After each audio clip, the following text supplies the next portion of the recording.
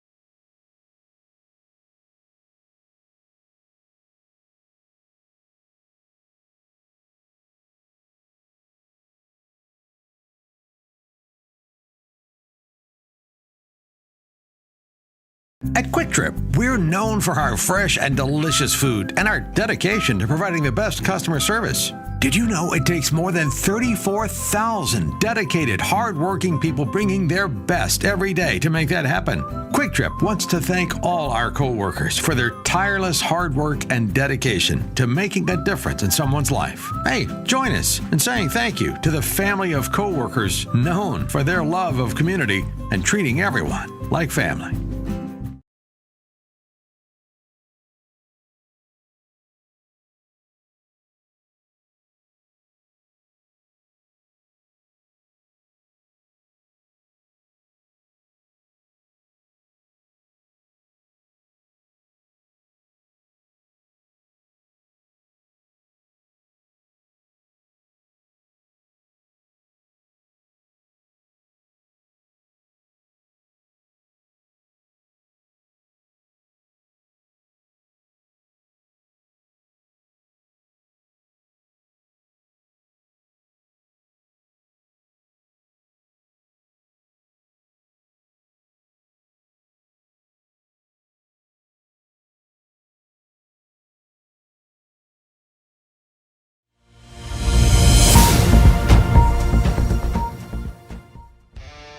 Do you expect experienced, professional, and personalized attention from your building supply partnerships? You should.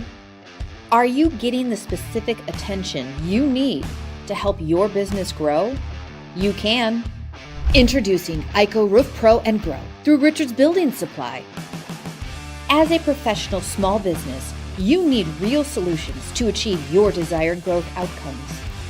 This requires more than sample boards, pricing, and on-time delivery, which sets the bar too low. You need more. To grow and win in this ultra-competitive environment, you need ultra-competitive solutions.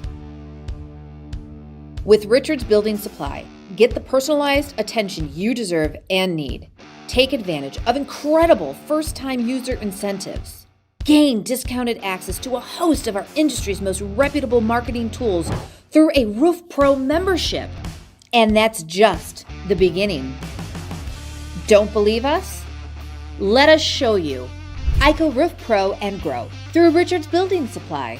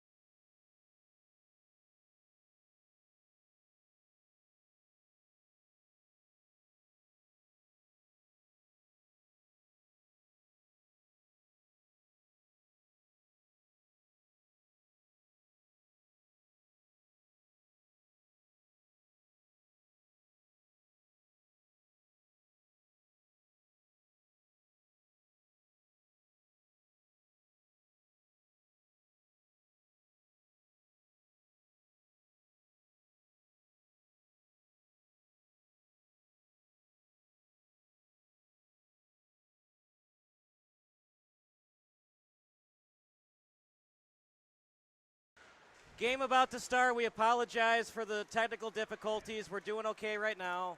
Face-off one. Out behind the net. Falcons with it.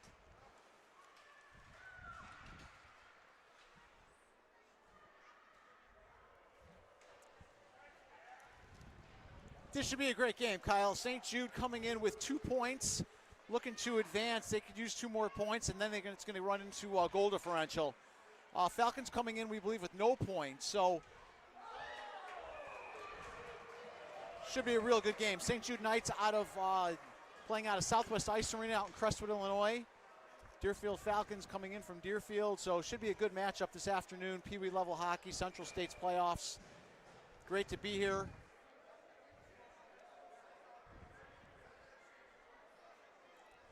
Both teams some full benches, running 3-4 lines this afternoon. Just underway here. Face off deep in the St. Jude zone. That couple of nice moves. Falcon shot, save. As the Knights netminder up to the task on that play. Cody Gutkowski between the pipes for the Knights. Shot blocked. Falcons after it, and it goes wide. Setting it up in front. Trying to tap it in. But a nice save by Gutkowski. Quite the fury early on here, Kyle. Deerfield off to a really strong start. Falcons are all over St. Jude early on in the game.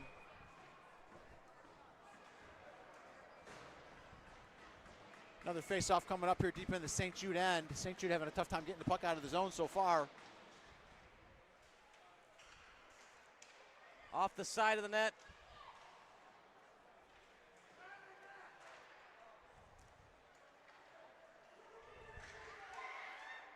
And then saved.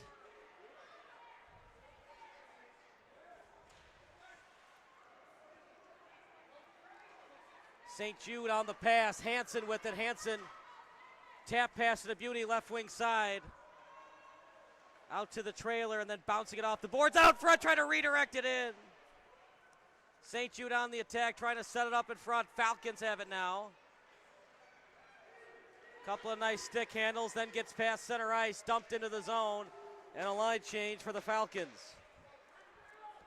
Good pass game there by the St. Jude Knights. Created a nice scoring opportunity early on.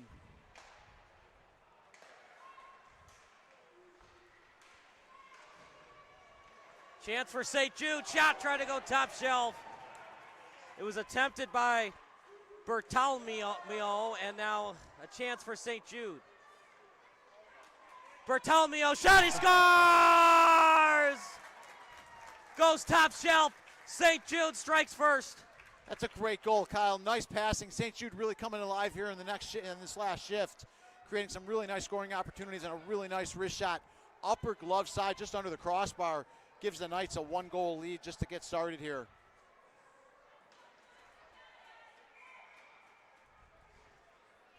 Real nice puck possession, real nice puck movement by St. Jude. And a good finisher there, just under the crossbar. St. Jude, the home team, with an early 1-0 lead.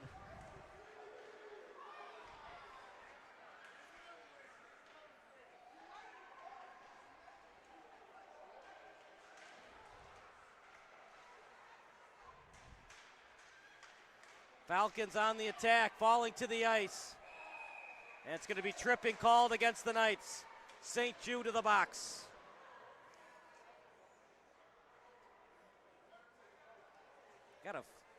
Wasn't it last touch? There we go. Saw a Falcons player inching towards the box, but it was last touch by St. Jude. Yeah, it might have been an error on the officials. It looks like they're going to take them both. Yeah, you're right. So they're both going to the box. Yeah. So this could be 5 minutes for each player for after the whistle stuff. It's a rarity, especially in youth hockey, when both guys go to the box at the same time and they're both 2-minute minors. It is, yeah, unless they're different penalties, maybe one trip, one hold, but you're right. And it looks like that's what it's going to be, though, 5-on-5 hockey, so coincidental penalties. Really interesting. So 5-on-5, but 2-minute minors for each player. It sends a message to the players, that kind of stuff's not going to be tolerated without penalizing a specific team. So not a bad call by the official. I like getting a call out of the way, sending a message, but again, not putting one team down.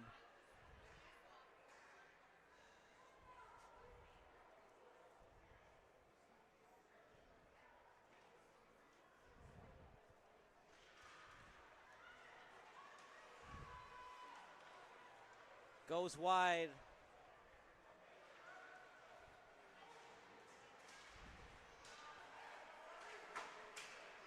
Sending it off the glass. Now off the skate. Stanicki after it. St. Jude up by a goal, shot wide.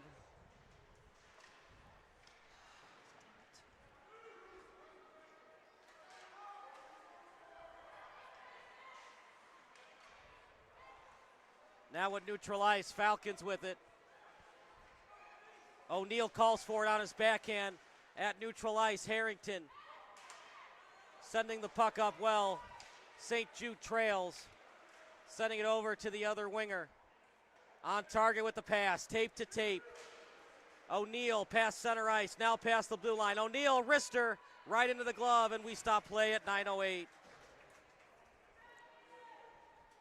St. Jude looks real comfortable out there, gaining confidence with every shift, Kyle. They're moving the puck really well, finding the open man. They're spread out along the ice, and they're starting to create some scoring opportunities. So I like the style of play St. Jude's coming in with, gaining confidence with every shift.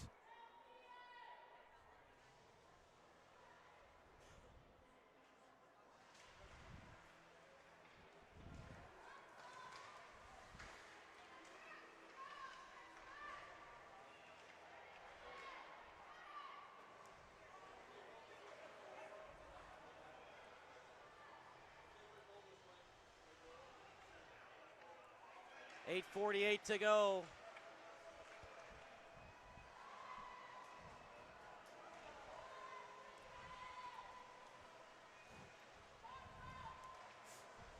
Sends it up in front and then sending it over to the boards. Backtracking are the Falcons.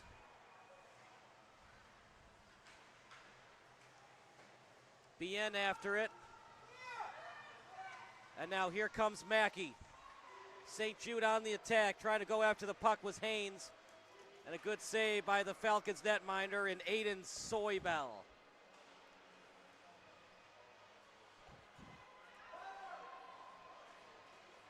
Try to do a two-line pass, but it was well read by the Knights. Now here come the Falcons, but Haynes able to not deke out the opponent.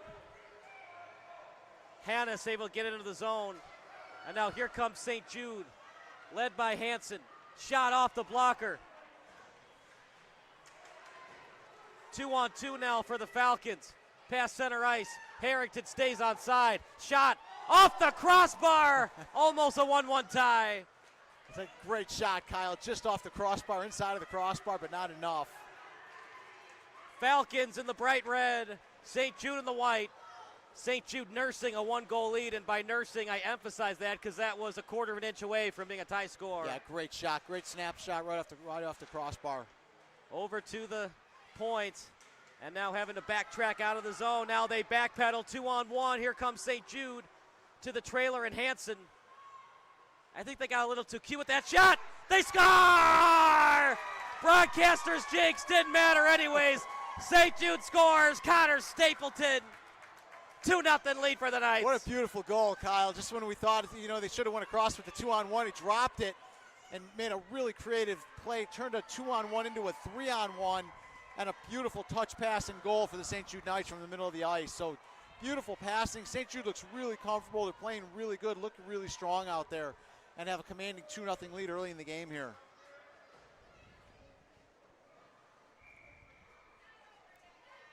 Yeah, I'm really impressed with the way St. Jude has come out here. First shift was pretty tough. They couldn't get out of their own zone, and since then, they've spread out, and they're moving the puck really well. They're head manning the puck well, and they look really solid, really strong here.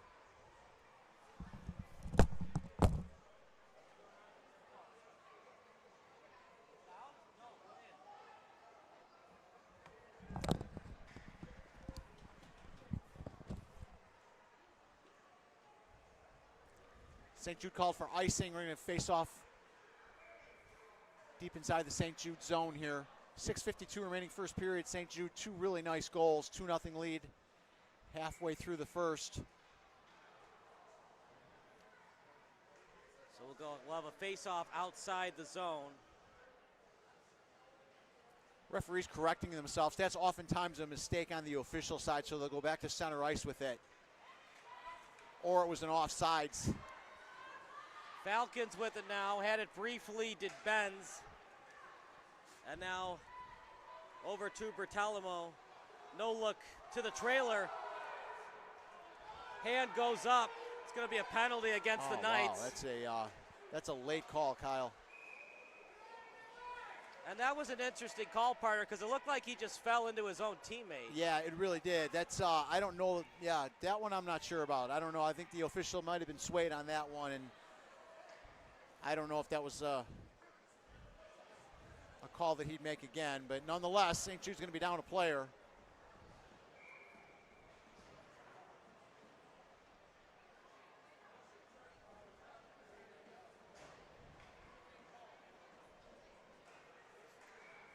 Yeah, it's hard to make those calls in real time. Looked like inadvertent contact, but nonetheless, St. Jude will be down a player. Good opportunity here for the Falcons to get themselves back in this game.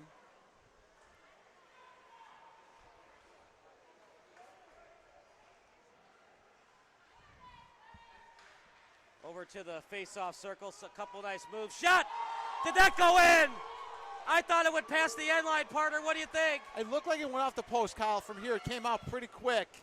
But boy, the Falcons are coming really close. You got a crossbar and a post here in the first period. The entire cylinder's got to pass the end line, not just half of it. That's right. That's right. Talk about breaks going St. Jude's way. Yes. It's like we talk about the Chicago Pope. Yeah. Do we have a St. Jude's Pope?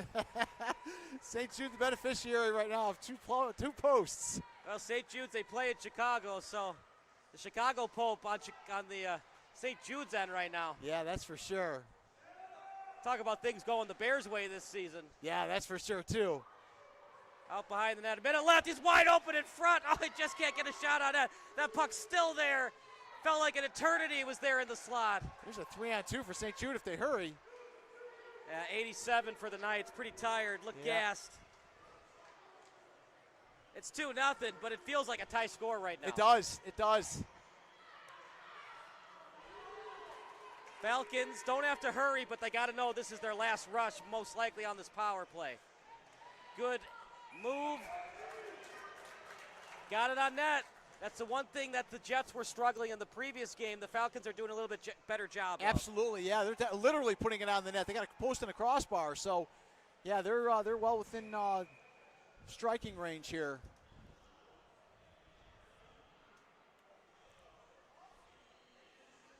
.30 seconds left on the St. Jude penalty kill here.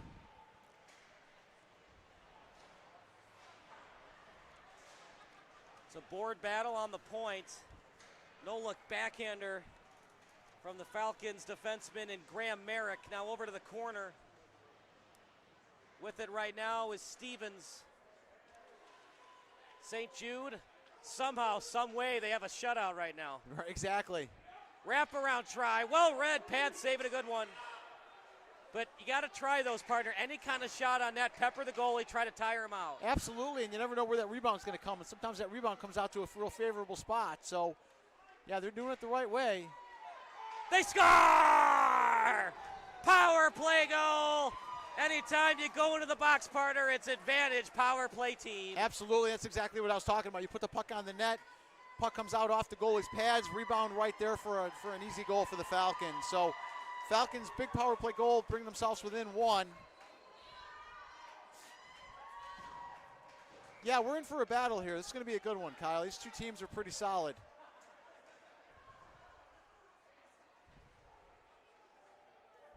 I like what St. Jude's doing, but Falcons certainly have some fight to them.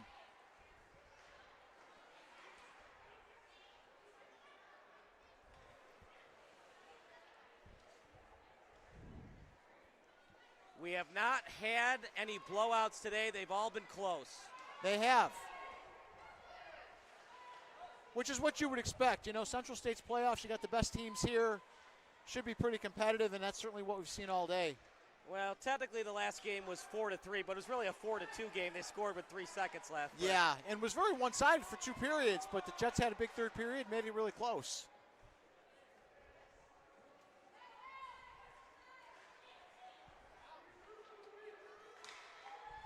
Well, sometimes you can win that way, where you don't play well at the start, you find ways to win. Other times, you're just begging to be beaten. That's a nice pad save. As 67 for St. Jude, having a nice game to start, and Cody Gutkowski.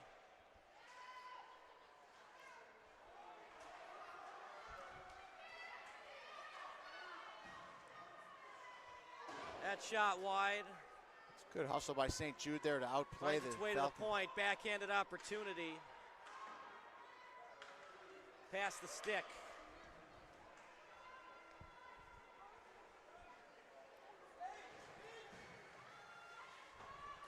Comer's trying to get it in. Bien over to Daniels. And Daniels with a full head of steam. Backhanded pass, trying to get it out in front. Vapi past his stick. And sending it up. As it's a good send. Over to Skwawerek. Falcons have it now. Falcons on the tape, over to Brown. Brown shot, blocker, barely getting a piece of it, but Gutkowski there with the blocker.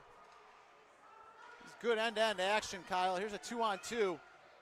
Like you said, you put that puck on net, and anything can happen.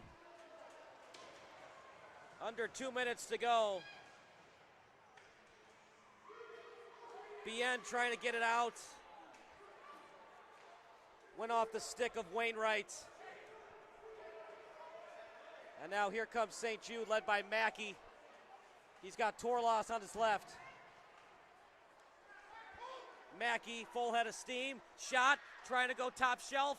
Finds its way into the netting, and we stop play at 1:33. Yeah, good fast action, end-to-end. Both teams playing well. Falcons starting to pick up their game a little bit, and we're seeing a heck of a first period here.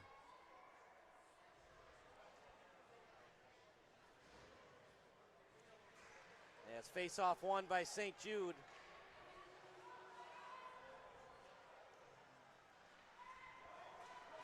Here come the Falcons.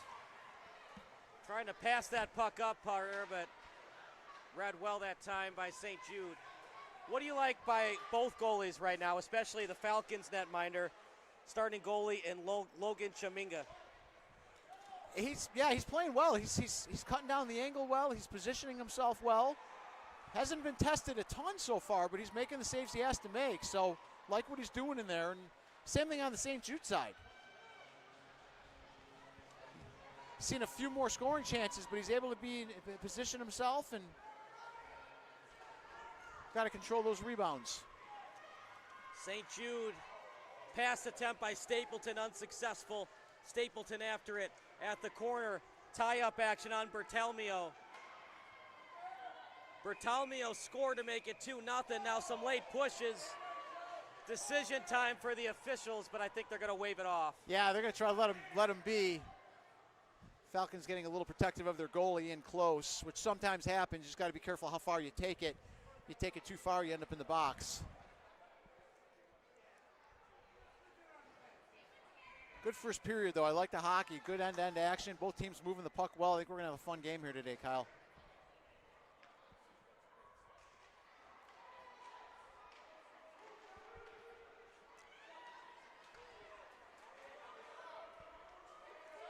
.23 seconds left, out behind the net.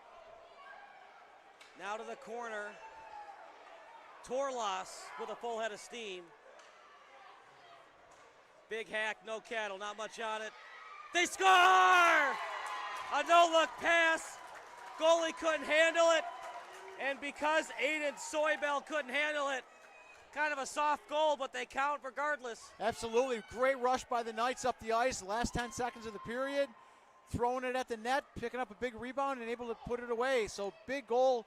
You hate to see those goals at the end of a period like that in the last 10, 20 seconds, and that's exactly what we had there big momentum builder for the Knights heading into the second period as they appear to be having a 3-1 lead. 9 seconds left. Great goal, great effort, great final rush. Late rush. Could be a tripping, loose puck. I don't think he had a clean avenue to the net. But regardless, it will be a penalty. Yeah, it's a good call. He had a good burst. They're going to call a slash on that.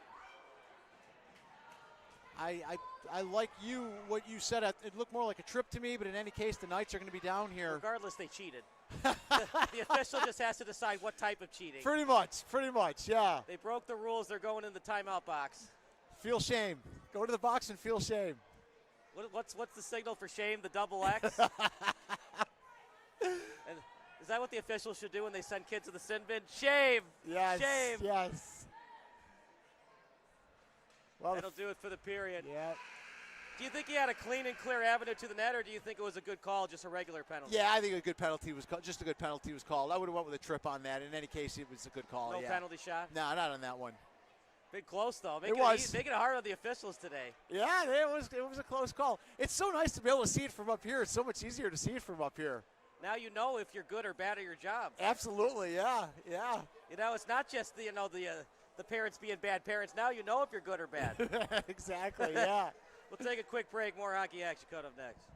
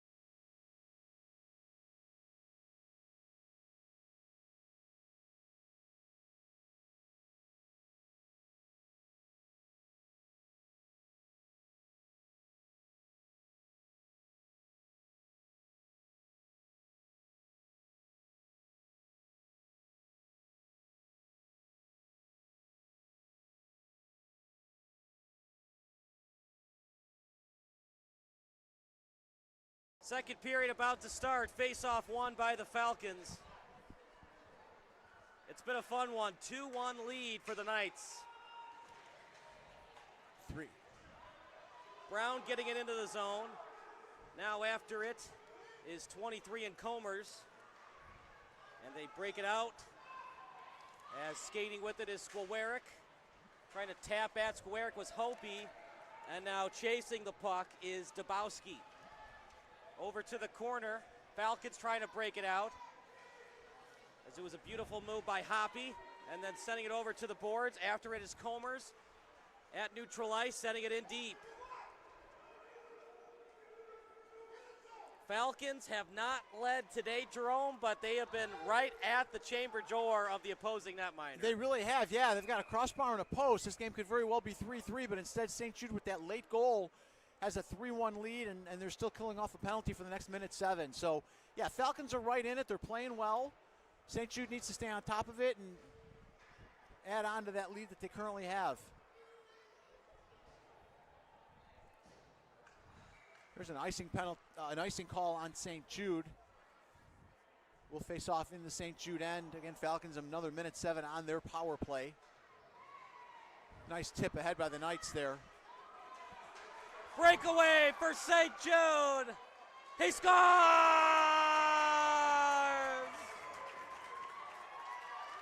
He puts the black flying saucer into the back of the net. And Joe Bartolomeo makes it 3-1. That's a great goal, Kyle. That's all effort right there. Stole the puck away from the Falcon defender, pushed it ahead, burst of speed, went in and made a nice move on the goaltender for the 4th goal. So great effort. Matter of fact, to the point where you can see the Falcons are going to make a goaltending change. 4 goals in the first, 13 minutes of the game, and the Falcons decided to change goaltenders. I don't know if you can blame the goalie on that one. No, not a breakaway like that. He had a clean breakaway.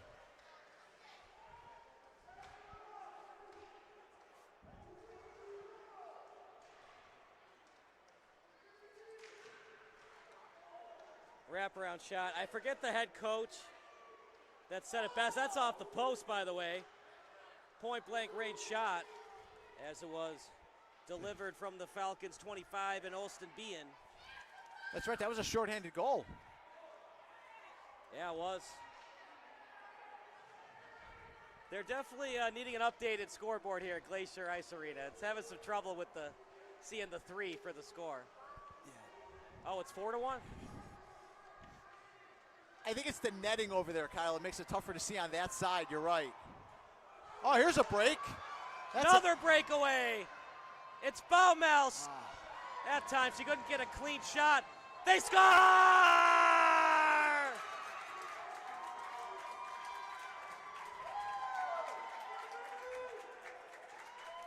Top shelf. Wow. Doesn't matter who the goalie is. Bertalmio. Show off your bald spot. Wave your hat and throw it onto the ice. That's a hat trick for him. That's awesome. That's a great goal right there. Costly turnover. The Falcons decided to make a line change on the defensive end late. Puck ended up going to Emma. Had a nice clean breakaway and made a nice move. Rebound came out, and Knights able to capitalize, put a 5th goal in there. Great effort by the Knights.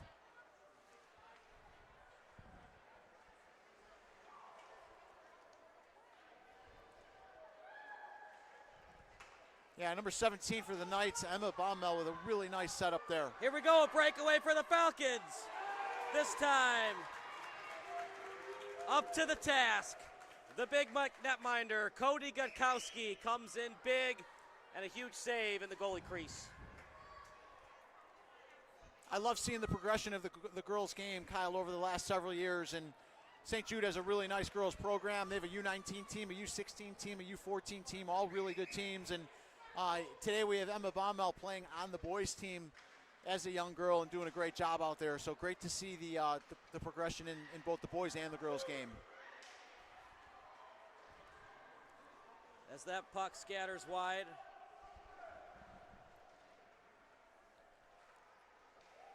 Over to the corner. Off the hash mark.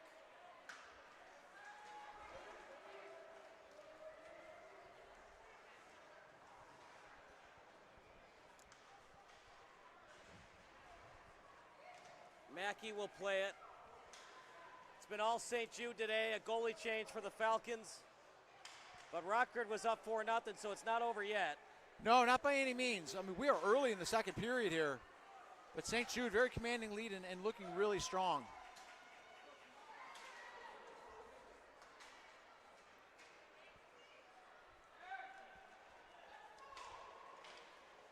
Over to the corner. After it was Boyle. Now we're to the other corner, tapped away. It was a good tap by O'Neill. Out behind the net, trying to get it on net. In the goalie crease, turnaround shot, puck still loose. And then finds its way to the corner. Out in front. Oof, almost. There's a big opportunity right there. Now with it is Judson. And past center ice on the attack. Hannes in the slot. Should be a trip. Falling to the ice, and now the play is blown dead by the linesman. Ryan Mackey fell to the ice, and it should be a tripping call on the Falcons. Yeah, it's a good call, Kyle. It does appear as though that's what it's going to be, though the Falcons can't believe it. But that is what it's going to be.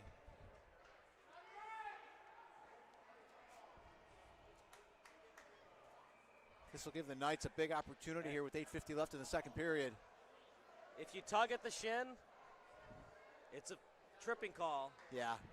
And as these players get older, sometimes if you're away from the puck and you've been taken off the puck, sometimes it's good to just fall to the ice, even if it's not a clean trip where you're going to fall anyways. Yeah. Sometimes when you fall, the official sees it better than when you try to fight your way through the trip. Yep, that's true. That's true. It makes it tough on an official to decide whether or not it's a penalty, but yeah. When you fall down, it makes it a lot easier for the official to see it. They do. There's a call now called embellishing, though, where they're calling against those dives, is, you know, because it does make it very tough on the official. But you're right, yeah.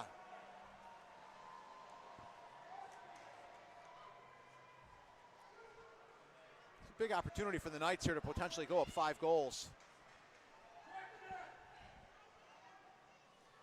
It can be done, but it's not easy. One more goal would most certainly put it away. Certainly, I mean, it's... Yeah, you would think with 8 minutes left in the second, and the Knights controlling the action the way they are. Falcons have had limited opportunities. That time, the Falcons player in Augustus Bennis just fell down. Interesting pinch decision by St. Jude. You're up by 4 goals, but they're going to stay aggressive. Yeah, plus with the man advantage.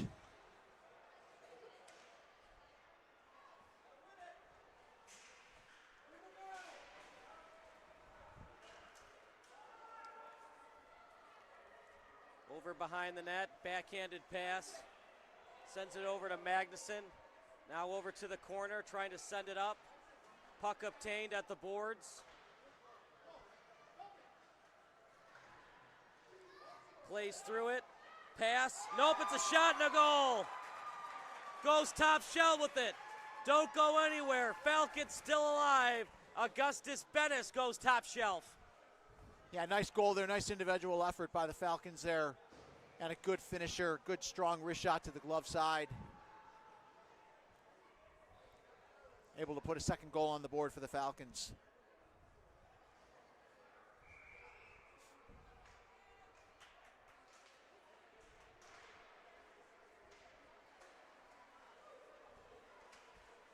A lot of goals in this one. Yeah.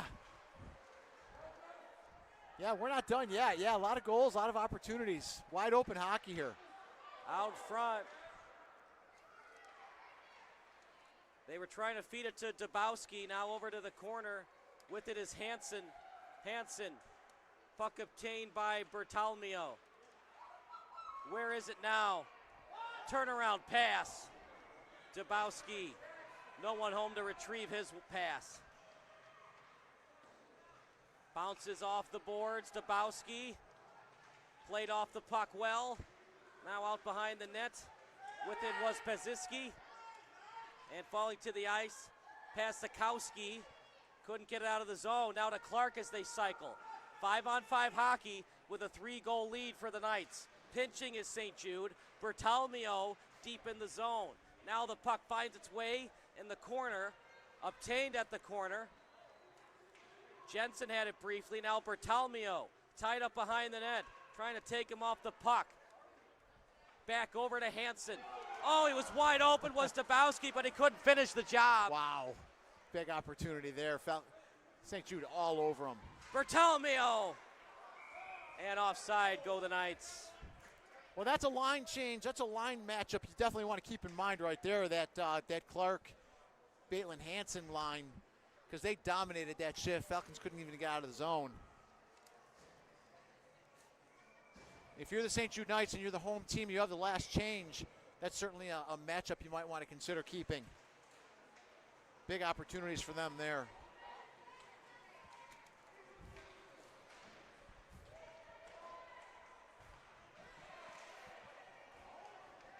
Falcons trying to come all the way back, trailing by as many as 4 goals. Out to the corner, with it is Stanicki. Trying to find Dabowski. As Merrick backtracks. Retreating into his own zone was Harrington. And then trying to find Stevens. Back to neutral ice. After it is Wainwright. But he was met by Stevens. Stevens with a chance. Big save by Gutkowski. On target with the pass from Baumel. And back into the zone.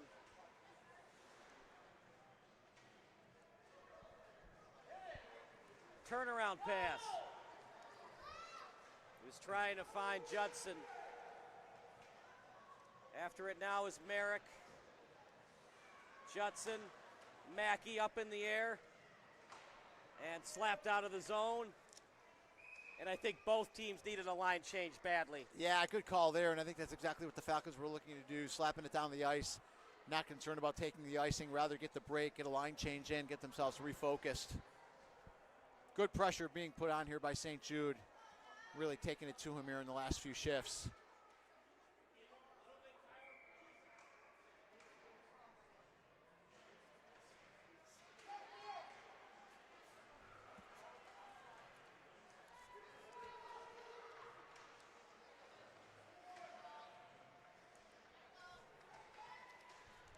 .4:22 to go. Falcons have had their opportunities. Yeah, they certainly have. You wonder how it looks if the Falcons are able to put that puck in and off the crossbar and off the post early. It's a little different of a game. You're also asking a lot of your offense to score at least 5 times. Yeah. And you got to score 6 total times to advance to the championship game tomorrow. Right. Yeah, they've dug themselves quite a hole here. It can be done, but it's not, the law of probability is against you. Right, exactly. But you're right, we've seen anything happen. Jets came back in that last one, so stay tuned. Lots of fun to go here. I still remember Game 7, Bruins Maple Leafs. Toronto hockey fans, cover your ears. Down 3 goals Boston was in that third period. They scored 3 unanswered goals, then in overtime to win it. Yeah, like you said, anything can happen. I think that game was in Toronto, too. It's a tough game to be at, isn't it, if you're a Leafs fan? Have not won the Cup since '64. Wow. Yeah, long time. You weren't even born yet. No. And weren't you born when dinosaurs were born? Face off won by Bertalmio.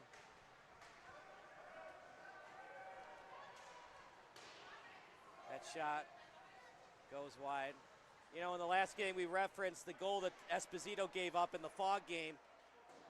Game 7 of the '71 Stanley Cup final. Back then, the players used to go to local bars. That nice play, try to get it on net. Look at that, Bertalmio almost scored his 4th goal on the ice. Having a great game so far. Again, having a great game, seeing the ice well, getting some good shots off.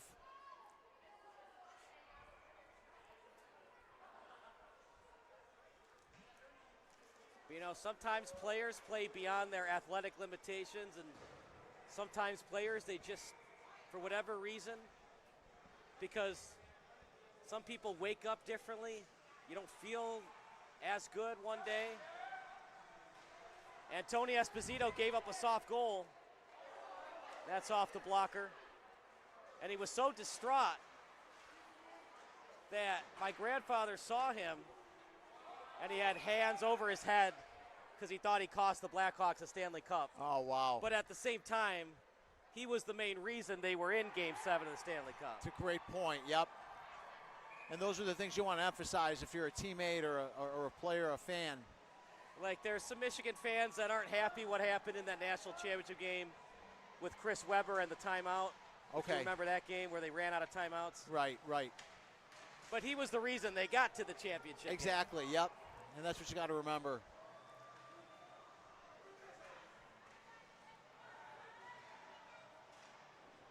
Mackey in the slot, shot off the breadbasket.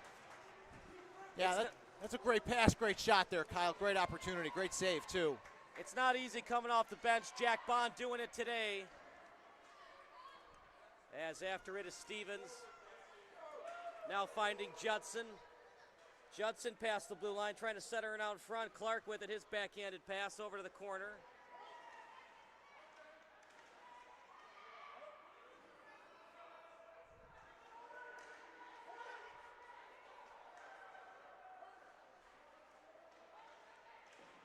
Pass to the hash mark as it's now picked up at center ice. Taking him off the puck well, that shot off the stick. Now over to the point. After right now is Clark. He'll backtrack to the blue line. To Stadnicki on the tape. Stadnicki. And a good push off that time by Merrick. But remember, it's a no-check league. Lost his stick, did 91. And Jimmy O'Neill trying to make the best out of a bad situation. Absolutely. Playing a little soccer with the puck. Doing whatever he can to contribute. Trying to create separation. Bennis out front. Ugh. Almost went in off the zone player. If you're a Falcons fan, you'd like to score before the buzzer rings. That certainly would make it competitive for the third. And on the opposite side of that, here comes St. Jude with some pressure. They're looking to put this thing away before the end of the period. Asking so much of your offense to score 3 more times. I don't know if they can do it. Right. Excellent save by Bond. That's a big save right there. That was a point-blank opportunity for the Knights. And a big save, positioned well, able to get it in the catching glove there and hold on with 44 seconds left in the period. Knights pressuring here in the last minute. Looking to gain 2 more points from a win this afternoon. Passing it over as it gets to the boards. Wainwright just shoved it into the zone. Just flings it in and then covered up by Bond.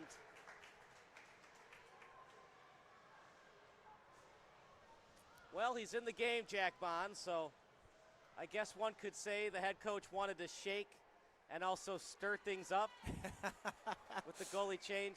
That's well done. It's well done, Kyle. He's done a nice job in there. He's kept him in it. Made some big saves. I think he's only given up the 1, right? So if he gets to the NHL, his publicist has to be Moneypenny, right? Perfect. Right on target with the pass. 20 seconds to go.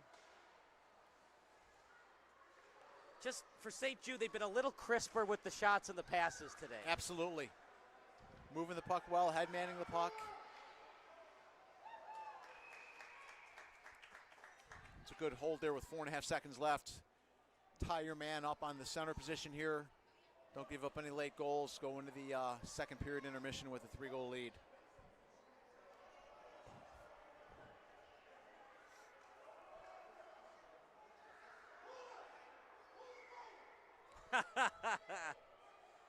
So the fans are saying to pull the goalie. That's actually not a bad idea because there's only 4 seconds left. Yeah. No, not bad at all. In fact, some teams even do that with under 20 seconds to go. Yeah. Because what's the worst that can happen? You go down by 4 goals. Being down by 3 is almost as insurmountable as 4 goals. Right. But you're trying to steal a goal before the buzzer sounds. Also, the theory is you have extra momentum going into that third period. Right, yeah, I love it. Yeah, no, good call, and certainly it's a workable situation, and sometimes it works out for the best. Yeah, I mean, what are the chances they're going to ice it and then score a goal from their own end? Right, exactly. Yeah, that's why you take that chance. All right, buddy, we'll take a quick break. 5-2 lead for St. Jude.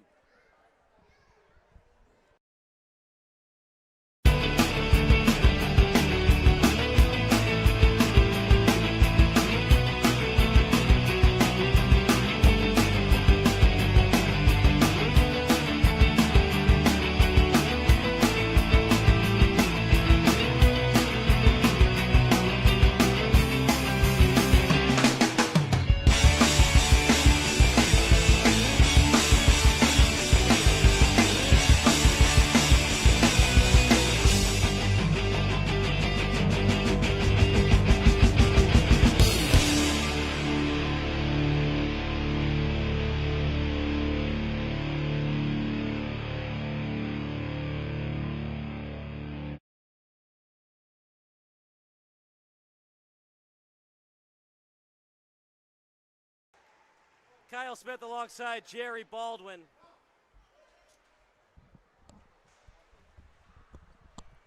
That was a fast intermission. They always are, Kyle. They move pretty quick around here. Even between the games, like you said, there's not a lot of time. I guess the officials got dinner plans. They want to keep things moving. You don't get paid by the hour, you get paid by the game. There it is. That's why I always hate when players and managers ask, well, the kid just hit a home run. Yeah, but that means that's more outs that have to be gotten. That's right, yeah. They always ask me, what's the best score that an umpire likes? 1-0. Yeah, keep it moving. Lead off home run, then everybody gets out.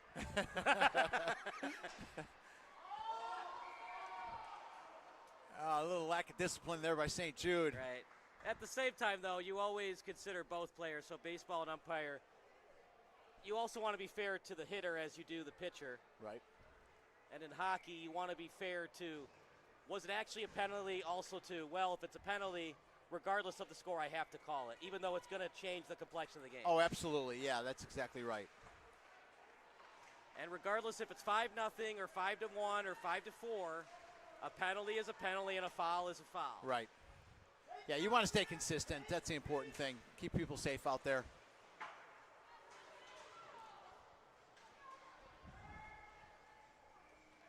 I think what's great about hockey is when a penalty is called, usually it's so egregious that the fans usually don't disagree with it.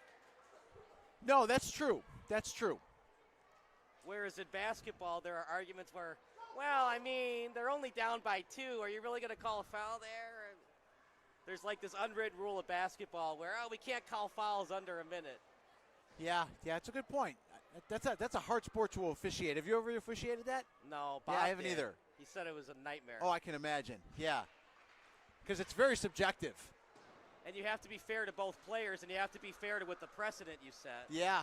No, I can imagine. Basketball is a very challenging game to officiate.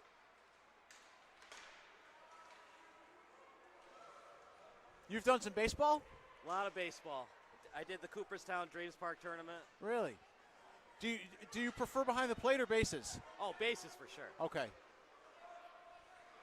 But when my partner doesn't, like I have a feeling he doesn't know what he's doing, then I'll take the plate. Okay.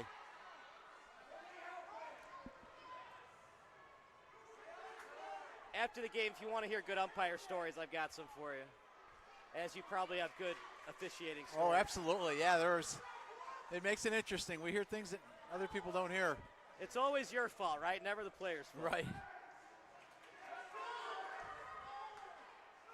Meanwhile, for the Falcons, they got a lot of work to do and not a lot of time to do it.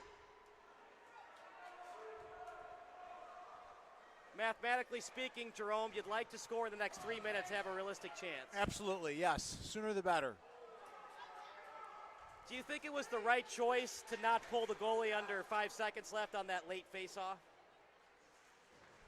You know, I think you can go either way on that, Kyle. I don't think the chances of scoring with an extra attacker are still low, and giving him a goal. So I don't really think it mattered too much. And again, 3 goals down, it's still within reaching distance. You go down 4, it's pretty much over.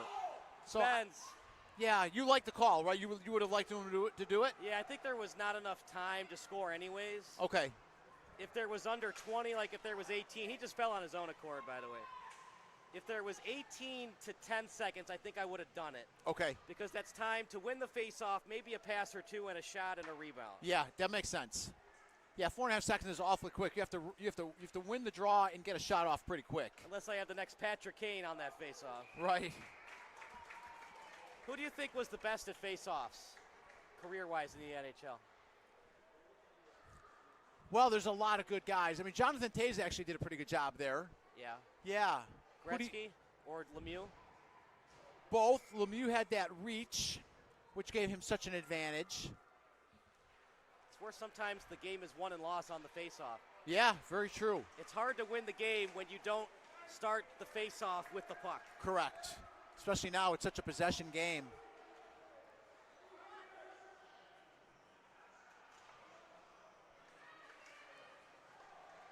And that's why I'm very intrigued to watch the documentary on Miracle. Because I'm wondering if they're going to talk about puck possession. Because as much as I love the movie, it's very much about conditioning Right. versus the actual analytics of hockey. And I get it, hockey in 1980 was different than it is today. Yeah. But they also say that Herb Brooks was ahead of his time. Right. And of course, hockey now is about puck possession, and the other team can't score if they don't have the puck. Right. And I'm wondering if Herb told his boys that, and the United States were more analytically sound than the Russians. Shot for St. Jude, nice pad save. They're not going to blow it yet. A lot of bodies flying after that puck. Wow, that's a really either good job by the official to see that the puck was loose, and I'm guessing that's what it was, because from here it looked like it was covered, But again, he was on top of it. He was positioned well. So Falcons are going to be called for a penalty here. And a lot was happening because the St. Jude player almost put his body over the puck for a delay of game. yeah, that was close, wasn't it? Could you imagine that if they called a hooking and a delay of game in the same call? Yeah, amazing.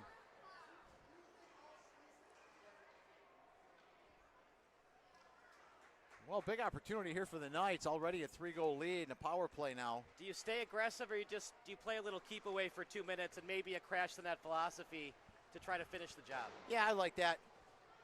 You don't have to score, but you're still looking to score. Yeah, and like you said, that 2 minutes takes a scoring opportunity away from the Falcons.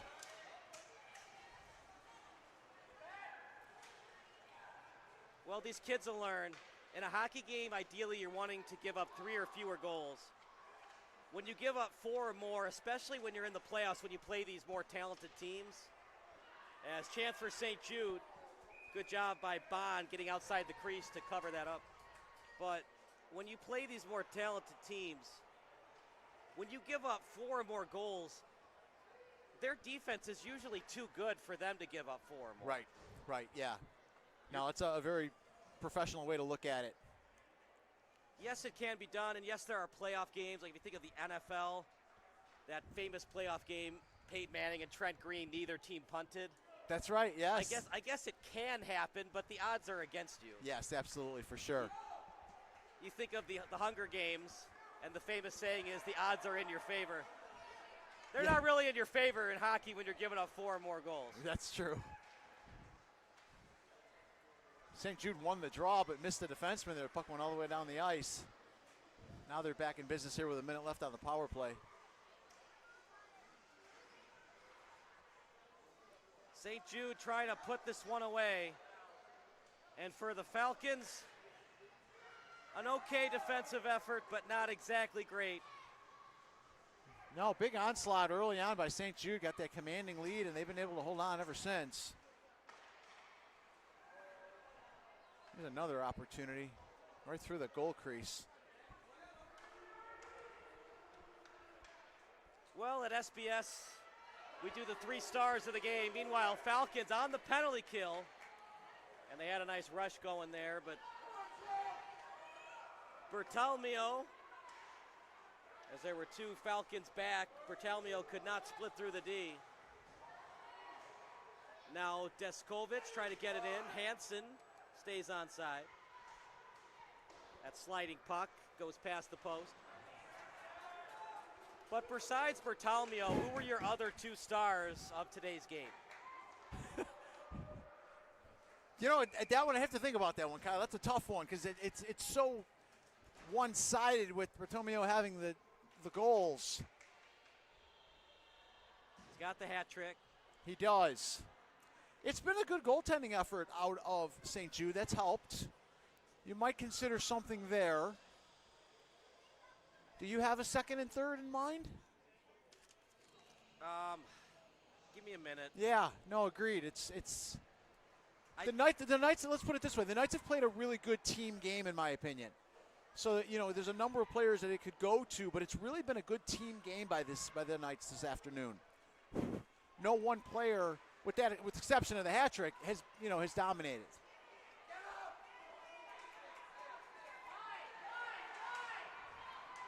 Falcons might be their last opportunity to get back in the game.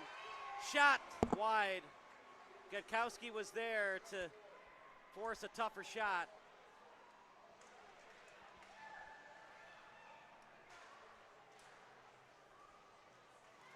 Meanwhile, still on the forecheck. Attacking right now is 58 and Baldoff. Falcons. Both players flying to the ice. Stevens was the Falcon who fell down. Baldoff on it. And there's an injury on the ice. And you hate to see it. You just hope he's going to be okay. Yeah, there was some strong contact over there. We'll take a quick break, and we'll let you know who the injured Knight is in a second. You're watching the Falcons against the Knights here on Sports Broadcast Solutions.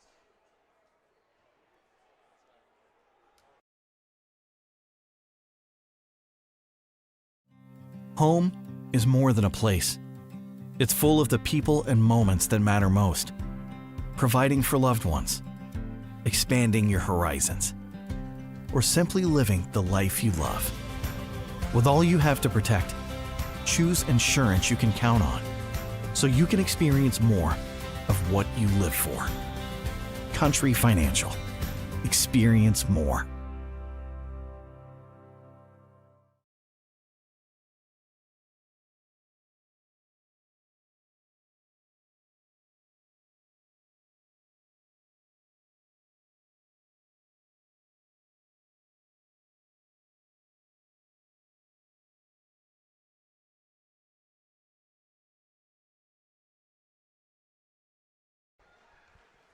Back to the action at beautiful Glacier Ice Arena.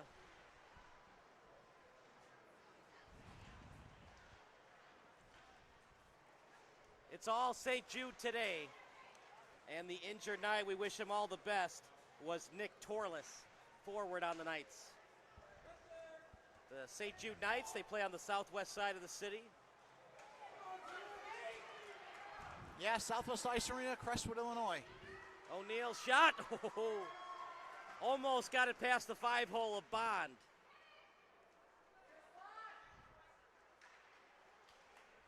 It was 2-0, then it was 2-1, and then 3 unanswered goals put this one away. Yeah, St. Jude just moving the puck really well, been really strong offensively, and just like they're head manning the puck well, seeing the ice well, spreading out, and creating a lot of opportunities for themselves.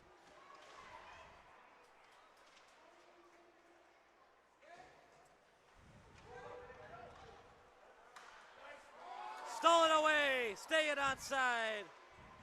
That's as it was a chance read for Wainwright. Yeah, great read there. O'Neal trying to center the puck. And Wainwright fell down. A 3-on-1. Last chance for the Falcons. Wide open. Oh, what a save! Are you kidding me with that glove save? Cody Gutkowski, buy that man a steak dinner.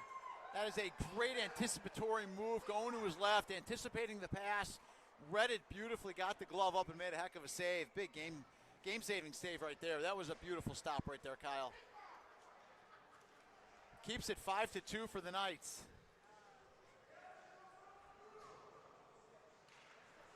It's the little things in hockey, right? If that pass was a little faster, yeah, Gutkowski wouldn't have time to anticipate it with the glove. Right. Sometimes things are going your way, and sometimes things aren't going your way. Yeah, great job there. But that being said, St. Jude was just a little bit better of a hockey team today than Falcons. Yeah, I'm impressed with their effort. I'll be curious to see how far they can go with this, because they look really good out there, and they're playing some good team hockey. Again, I enjoy this PeeWee level. It's a lot of finesse hockey. It's a lot of skating, a lot of passing. And if you can move the puck the way St. Jude has moved the puck today, you can take this game pretty far. The one thing we haven't seen yet, though, is the flying V. No, not yet. Not yet. But it's not too late. Was Gordon Bombay the greatest coach in hockey history? Certainly up there. Certainly up there. Minnesota Miracle, man. Yep. Great movie. You ever seen D2? I don't think I saw that one all the way through, no. D2, I think, is actually better than the original. Is that right? Okay. I'll have to remember that. It's funnier, I think. It's a little bit out there, and as a hockey ref, you're going to be kind of annoyed by the lack of penalties being called. Okay. Like, if you're a hockey purist, it might not be for you. Yep.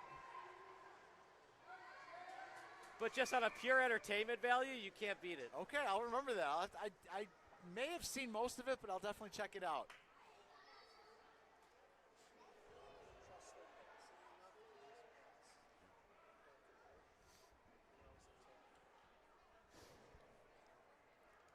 Well, we were talking about the 3 stars of the game, so I have my 3 stars.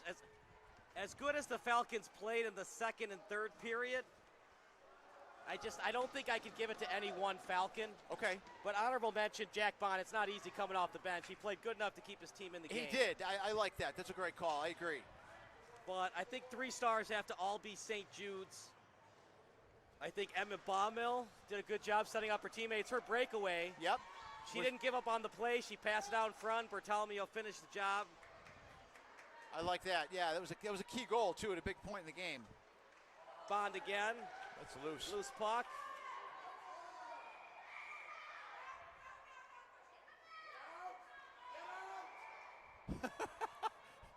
I was right in the middle of all that, Kyle. Look, the ref has a closer angle than I do, and you do as well, Jerry.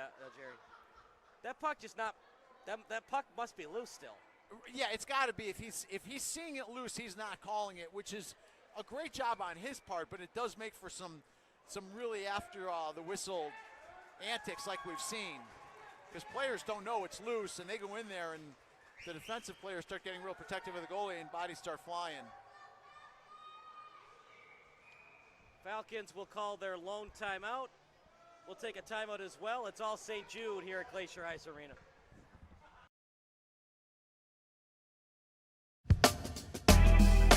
Three or 4 years ago, I noticed that my left hip was hurting.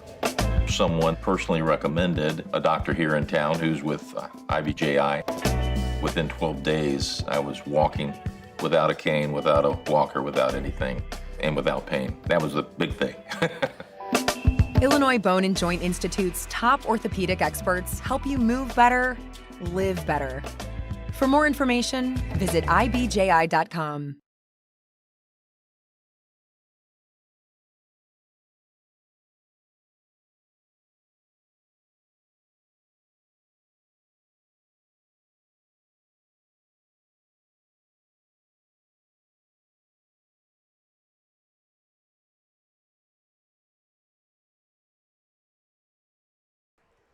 Kyle Smith alongside Jerry Baldwin.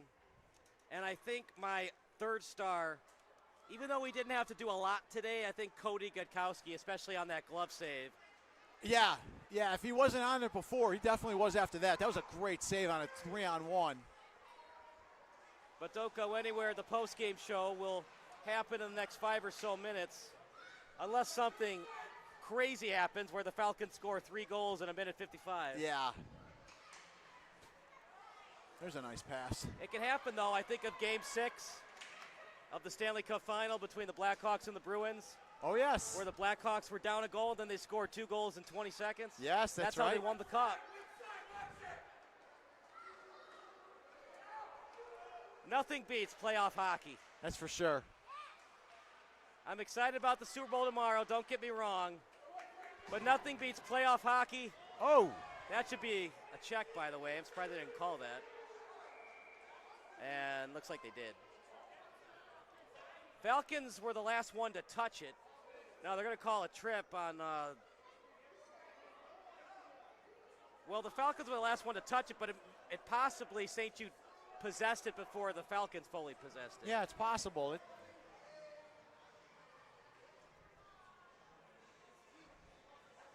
Yeah, I'm not sure what he saw there, Kyle. He got the penalty right in the end.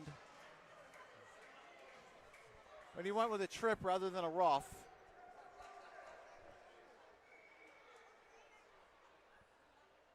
Well, if the Falcons can score off this face-off, things could get a little interesting. Yeah, and especially, well, actually, they have pulled their goalie, so it's a 6-on-4 scenario now.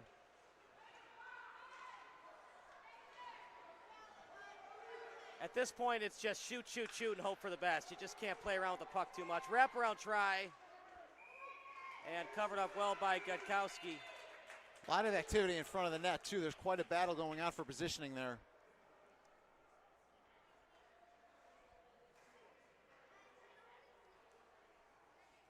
Knights looking really good in this game. This will good chance to pick up 2 more points, 4 total in the tournament.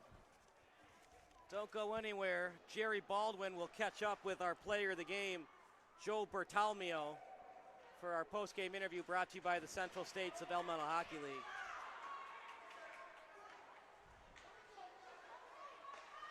At times, Bertalmio looked like a man among boys today. He did. He played really, really well. Big contributor here this afternoon for the win. Hoppy gets into the zone. It's been stifling St. Jude's defense most of the day. Anytime they get past the blue line, active sticks to poke check that puck out. Yes.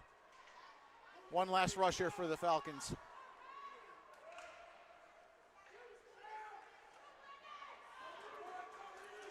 Gutkowski again with the save.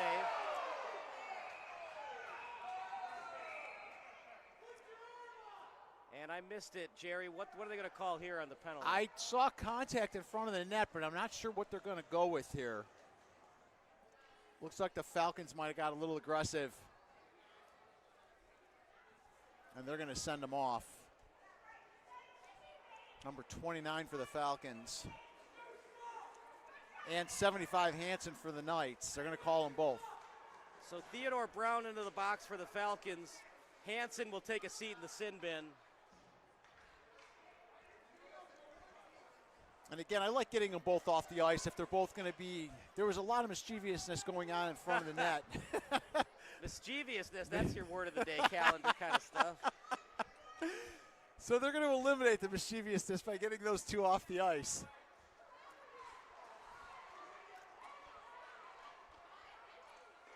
Oh, that's another one right there. And St. Jude's has to be careful here. They're still alive for the championship game. They got to avoid ejections. That's a good point, Kyle, and really maintain composure because the Falcons have nothing to play for. St. Jude does. If you're the official, do you consider just ending the game here and not bother having another face-off? You can. I'd be sending 5 off to the box right now for the late swing at the goalie on the Falcons. And I don't think the officials had a chance to see it as clearly as I did, or he'd be in the box.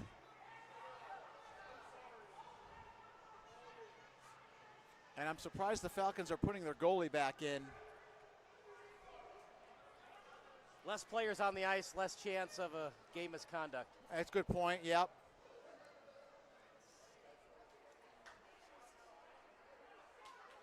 Yeah, you don't see it happen too often, but it's never a bad call, like you suggested, you just end the game with 7 seconds and honestly, left. St. Jude could call a timeout and then put line 4 out, so if a game misconduct happened, at least one of your line 4 players are getting thrown out, not your line 1 players. Absolutely. Great. Although line 4 is probably out right now. It could be, but yeah, it's a great point.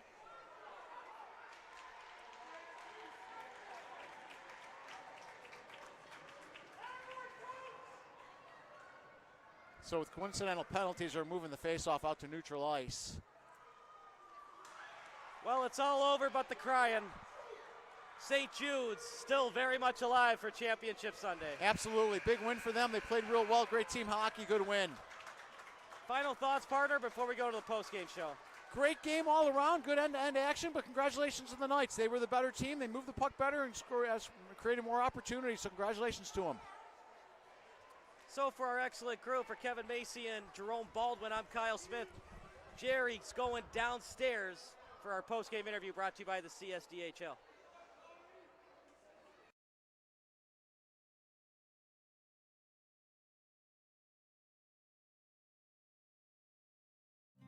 Home is more than a place.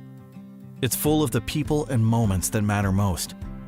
Providing for loved ones, expanding your horizons, or simply living the life you love.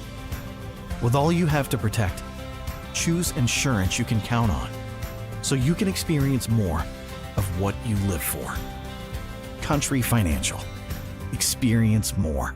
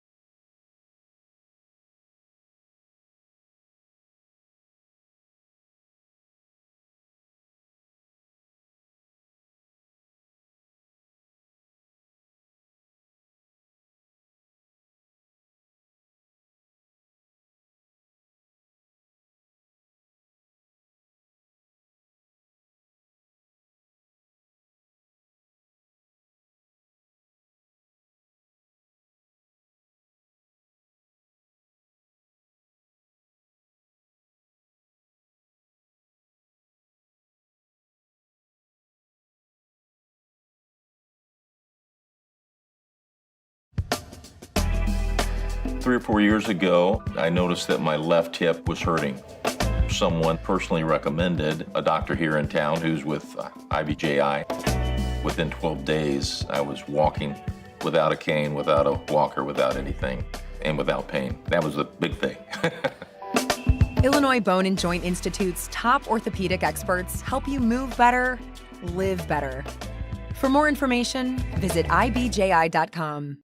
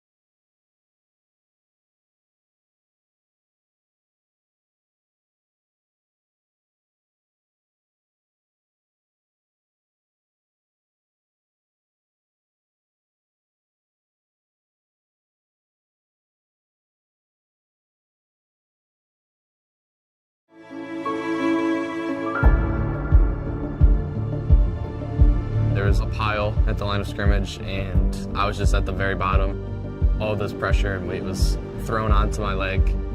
I could feel it clicking and the bone like sliding across each other. Just couldn't handle it and broke.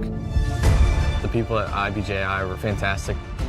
We went into their walk-ins and we were able to get an x-ray in 5 minutes. My doctor talked to me like I was a friend rather than just a patient.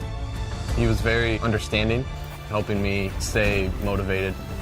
My flexibility was actually better after my injury than it was before. There's not a lot of places like IBJI. It didn't even get me back to 100%, it got me to 110%. Get convenient, affordable, same-day treatment at any of our Ortho Access locations.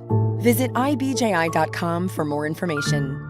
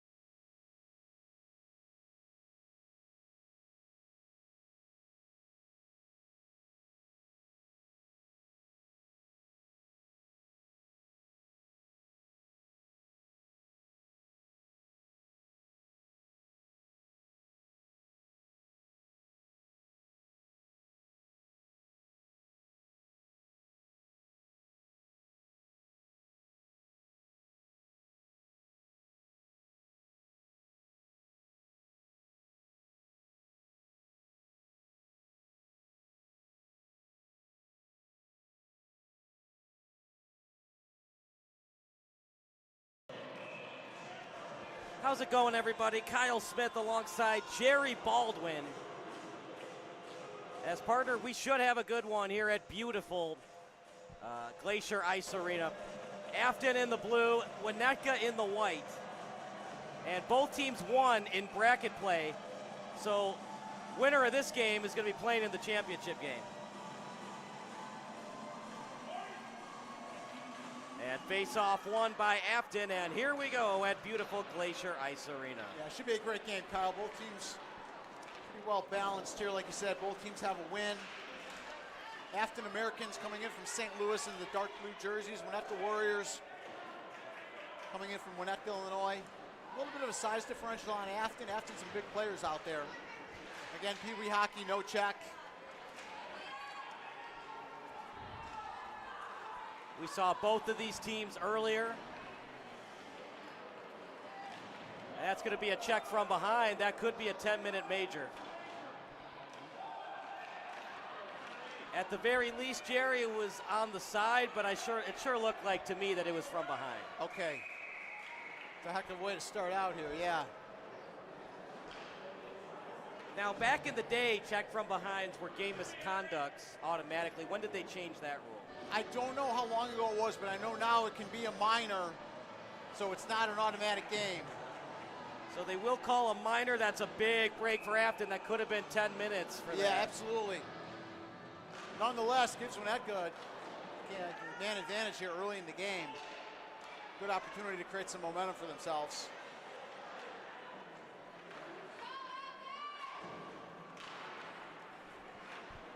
So Afton on the penalty kill for another minute and 43 seconds.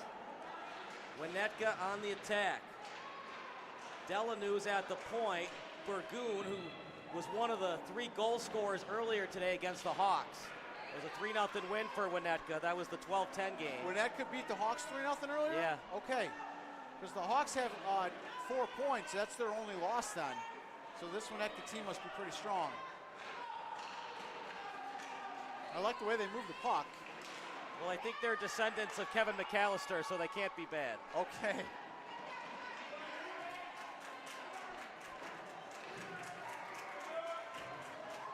I did not hear a whistle, by the way. Did you hear a whistle on that frozen puck? I thought I did on that one, Kyle. I know it's hard to hear sometimes, Yeah. especially with the crowd being as close as they are here.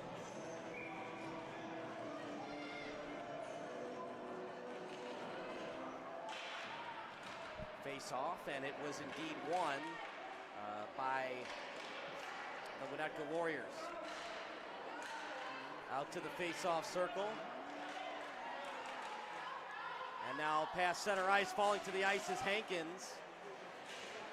As also falling to the ice was Bogosian. After it is Meehan, and now here comes Timmy Grady. Backhanded pass shot, beautiful save. Going from post to post beautifully. The starting netminder, Keegan Marcool.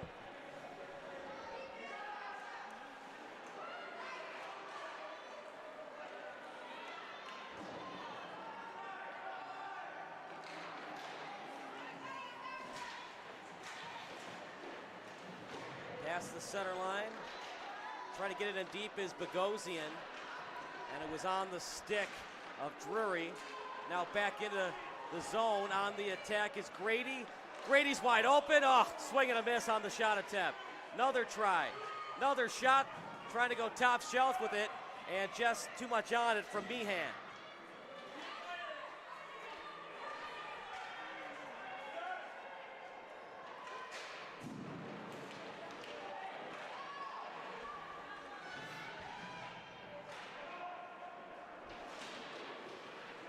Winnetka's off to a good start, creating some nice opportunities for themselves. Taking it to the Afton Americans this afternoon to get started a few minutes into this period.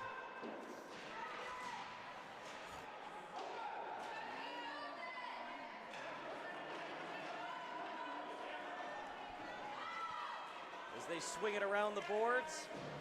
Now picked up by O'Connell.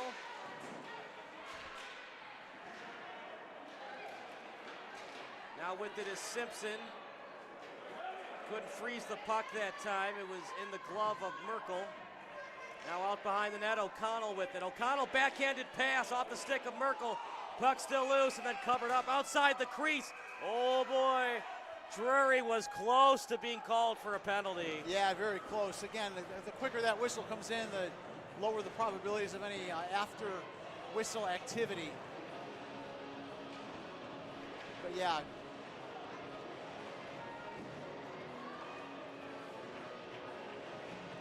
Good action so far. Winnetka moving the puck well, taking it to him.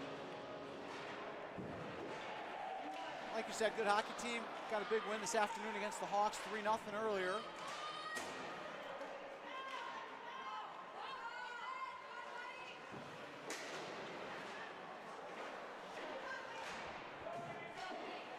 Off the boards, trying to send it in deep, as was off the stick of Knutsvig.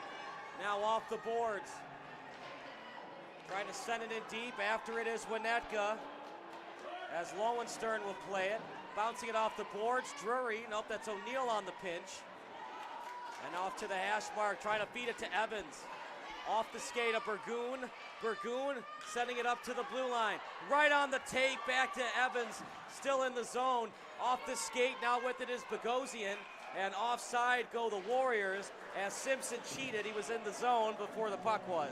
Yeah, didn't get a chance to get out, and his partner wasn't able to read it that quick. So unfortunately, yeah, offside's going to center ice with the face-off.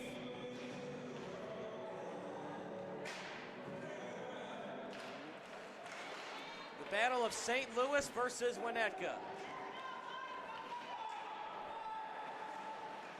If we think of movies, it's the battle of Kevin McAllister versus Planes, Trains, and Automobiles. Very nice.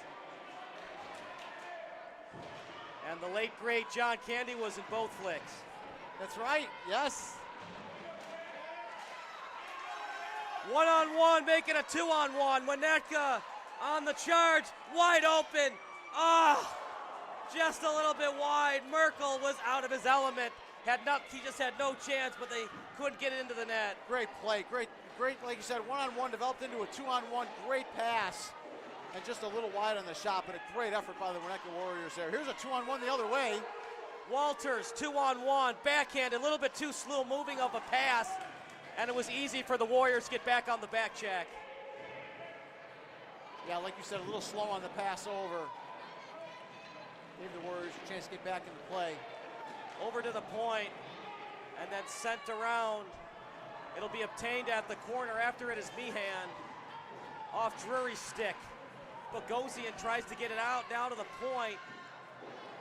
As Afton's Johnny Slandenstar tried to get it in deep and did. Drury will stay at the point. Walters falls down, as did Jack Meehan, and we're going to get a tripping call. And this will be interesting who it's going to be called against, and I believe it's on Afton. Yeah, it looks like Walters is going to go for a trip here. Put the Warriors on the power play with 6:49 left, scoreless first period.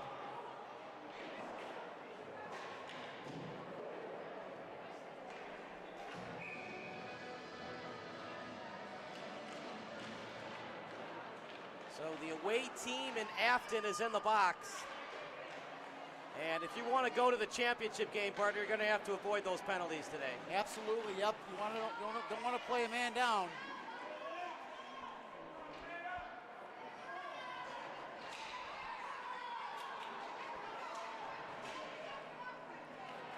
Off the glove. And on the penalty kill is Knutsvig. He'll send it off the boards. Right on target on the pass. As he flips it into the zone, it was flipped in by O'Connell. He had a couple of breakaways earlier today. Conditioning so important, especially when you have to play multiple games in a day. Oh, absolutely, Kyle. Yeah, this time of year, this player should be used to it, but that's why they do these tournaments all year, to kind of get them ready for things like this where you're playing multiple games per day. Coaching also matters. Have they been telling the players shorter shifts game one so you can preserve that energy for game two? Absolutely, yes. And also a good distribution on the bench, how often you're changing lines, like you said, the number of lines you're using, it all matters. Face-off coming up. It's a big one if Winnetka wants to advance to the championship game. Shot a little bit high. The little things matter between winning and losing a hockey game. Winning faceoffs, possessing the puck, crisp passes. Yeah, all of it. You're right. Breakaway goals are nice, dekes are nice, but they're a small percentage of the game. Right. Shot! Just got enough of the blocker, and it's still a 0-0 tie. Big save between the pipes. They've got 2 goalies to the Warriors. One of them is Noah Lowenstern, who's between the pipes in this one. Shot! Was that in the net? You make the call, Jerry. I thought it got inside the crossbar. It was close, Kyle. It was close. We had a good angle on it. Great shot and a great move by the Warriors. They score! Goal awarded. Number 9. Charlie Bogosian as he puts the black flying saucer into the back of the net. Great goal, great effort. Crossbar be darned. They find a way to score regardless. Yeah, it was a great individual move going into the zone, created the entire opportunity, and then ultimately had a shot off the inside of the crossbar, and finally able to put it away. So the Warriors, with a great individual effort, go up 1-0 on the power play. Like you said, penalties can kill you, and a good opportunity there for the Warriors on the power play, and they take advantage. Partner, the Warriors have now almost played 52 minutes of hockey. They haven't given up a goal yet. That's a solid defensive effort. That will get you deep.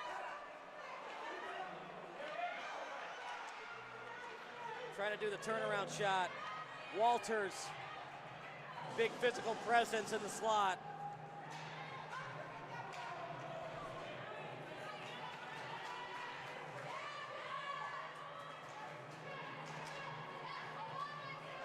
Out to the blue line, Strobel with it. Here comes Shermang. Shermang trying to send it in deep. Hankins was there to defend. Now over to the corner. After it is Walters.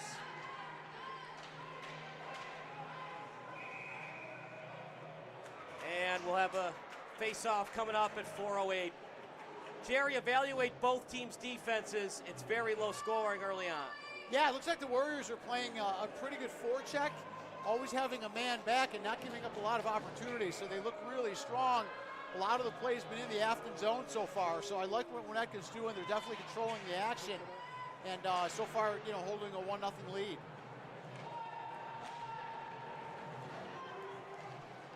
.358 to go. With a full head of steam, here comes Jack Vender. Vender shot off the glove and scatters out to the face-off circle. Now here comes Drury. We said a lot of his name today, Jack Drury.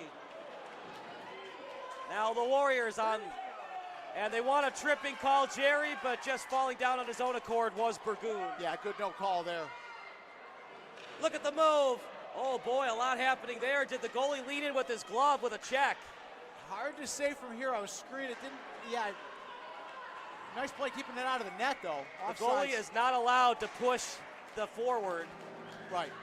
That would have been 2 minutes, and somebody on the ice would have had to serve the penalty. Did you see that? Is that what you saw from your angle? Yeah, but it would have been a ticky-tack call, but I think I saw the glove push at the forward. Okay, yeah, good call on that. Good knowledge, good call. But it's a game-changing call. You got to have a lot of guts as a ref to call that. Yeah, and it's got to be clear. It's got to be clear. But as you notice, the Winnetka player fell down, and usually they don't fall down on breakaways like that. Right, yeah, good point. So as a ref, you got to think, well, why did he fall down? Right. There's another nice save. He's keeping him in it right now, Kyle. We've seen a lot of things. Remember we did that Fenwick-St. Rita playoff game? And St. Rita was down a goal. So obviously they wanted to pull their goalie. But the goalie didn't get to the bench in time, so they almost got called for too many men. Yeah, I do remember that, yeah. That was nuts. And that's something we're taught to watch as officials, is to make sure that, the goalie is at the bench before that next player comes on. Because that's the problem with an official. Even if you get the call right, 50% of the fans hate you. Oh, yeah. So you can't think about that. No. Goal awarded, Afton Americans. Beautiful goal. And it's credited to Afton. Landon Starr. 1-1 tie. Wow, almost 4 complete periods without giving them a goal, but a turnover inside their own end creates a nice scoring opportunity for the Americans, and Afton's able to tie the game up here.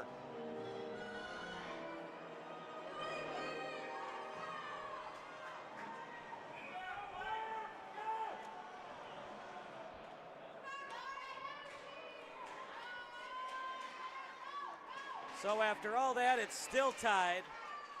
Both goalies have been fabulous today, but it's now a 1-1 tie.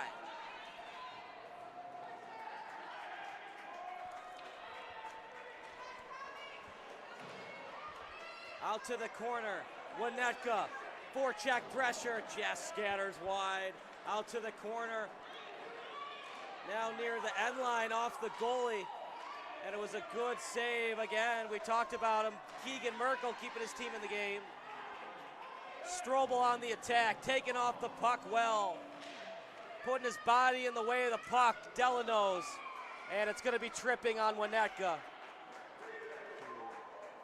Hudson Knutsvig will sit in the sin bin for 2 minutes.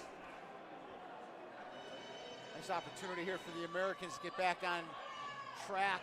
One of the loneliest places in an ice rink, especially when it's a 1-1 tie. Yes, it is. But there are some players who seem to like that penalty box, like Ty Domi and Matthew Barnaby. Good calls, yes they do. And if you've ever seen one of the worst sports movies ever made, Goon. I have seen it, I have. It was intriguing. I think what got worse though was when they made a second one. Oh God. Here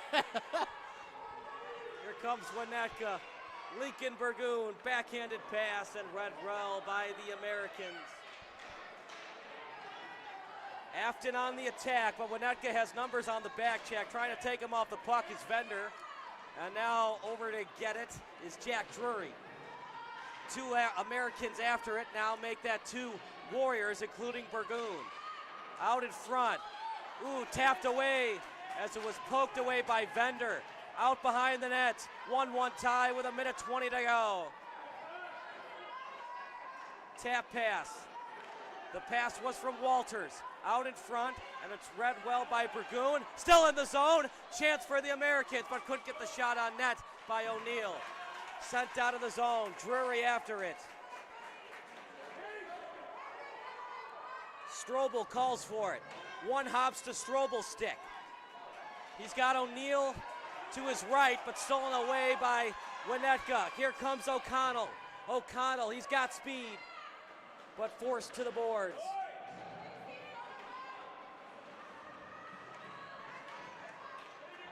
A lot of hockey action, and we got 26 more minutes of this. Yeah, it's good hockey. Good end-to-end. Both teams moving the puck well. Delano's sends it forward to Simpson. Oh, that should be a cross-check. Such a silly penalty by Jensen. He was already away from the puck when he delivered that cross-check. Yeah, you want to be a little more smart about that, a little more diligent. Evens things up at 4-4 for 24 seconds. Then Winnetka will have a chance to be on the power play. Calling a roughing call on that. Oh, they called roughing, not cross-check? I thought it was a rough signal, but unless you saw something before I did. Oh. In any case, yeah, they're going to be down. Either case, he cheated. We just got to figure out the type of cheating. Right? Regardless, you will not be going back to your bench. You will be going to the sin bin. That's right. That's right. It's like when you get a 50% or a 60% on a math test. Yes. Who cares? You failed the test. Right? Look at this move. Backhanded. What a save. Lowenstern. Are you kidding me? The period ends on a breakaway. Great job saving it. Again, you don't want to give up goals in the last minute or seconds of the period. Huge save right there. Oh, we got 26 more minutes of this. We're going to take a break. You're watching the Warriors against the Afton Americans here on SBS.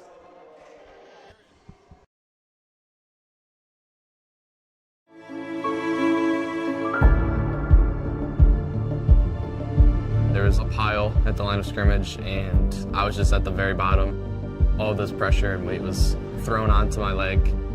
I could feel it clicking and the bone like sliding across each other. Just couldn't handle it and broke. The people at IBJI were fantastic. We went into their walk-ins and we were able to get an x-ray in 5 minutes. My doctor talked to me like I was a friend rather than just a patient. He was very understanding, helping me stay motivated. My flexibility was actually better after my injury than it was before. There's not a lot of places like IBJI.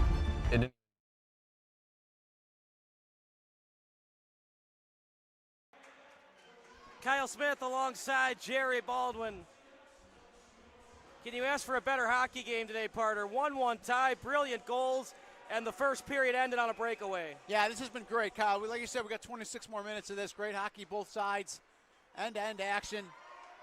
This one's going to come down to the end, it would appear. If that period wasn't entertaining for you, you're just not a hockey guy. One hops into the pad of the netminder and Markle. So, partner, you've been playing hockey a long time, reffing a long time. Do we call them netminders, goaltenders, or goalies? All three. My brother was a goalie. What's your preference? I would go with straight goalie.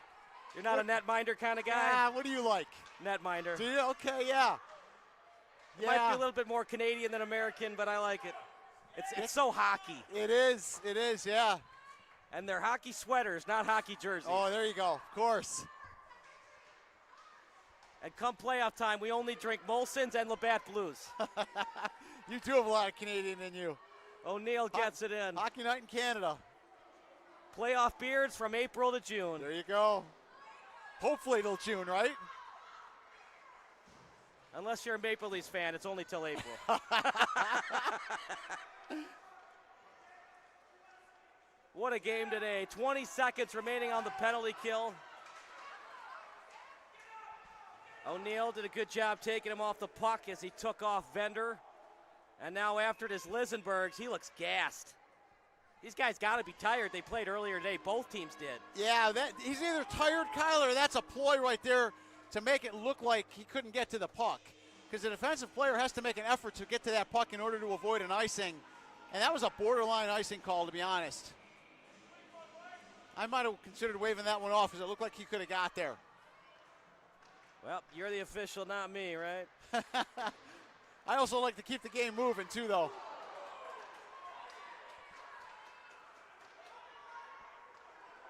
$11:20 to go as it's tapped away. What a hockey game today, like we said before, and we'll say it again. First period ended on a breakaway. Incredible. We've had a lot of great ones, but this might be our best one today. Well, like you said, the first two games we had were kind of one-sided in the first period and two, whereas this one it's a 1-1 game, and it's as close as ever. It could go either way at this point. One bad penalty, one break, you're talking about the difference in the game. Here's an opportunity if he could spring them, go off the boards. Right now it's at neutral ice. And now with it is Shermang. After it is Favaza. And now over to Fay. Walters past the blue line as he gets past Lutz. Good job getting in the way of that shot, though. Noah Lowenstern. Walters, deflected shot. Hunter Lutz getting in the way of it. Scattering puck, obtained at the corner, deking out the defender, flipping it over to a potential forward. It was his captain, Amihan, and now here comes Grady. Shot off the stick, trying to go 5-hole. Redwell, and covered up by Markle. Well, he tried to be crafty with the shot, but Merkel was not fooled. No, good positioning there. Came out, cut down the angle, was able to position it right in the middle of his body. Face-off coming up. These are so important.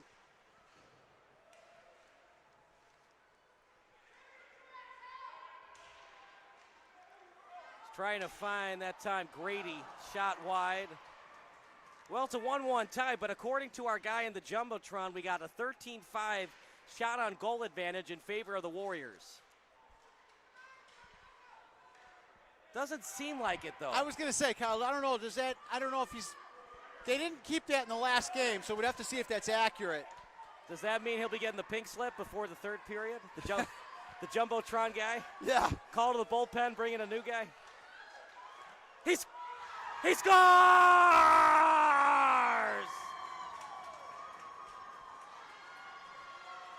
I was waiting for the call. I didn't see the signal right away, but it's a backhanded goal, and it's delivered by Strobel, and he's trying to get the fans excited by waving his hands up and down. Yeah, it's a great goal, great effort there. I don't know if the original shot went in. He played it off his pads and was able to then shoot in the rebound. So, yeah, really nice goal, really great move right in front of the net. Had a little bit of space and was able to take advantage of it. Puts Afton up 2-1. They've been outplayed, but taking advantage of opportunities when they've had them. So Winnetka had a shutout earlier today. Now they've given up 2 goals. And according to our Jumbotron guy, on only 6 shots on goal.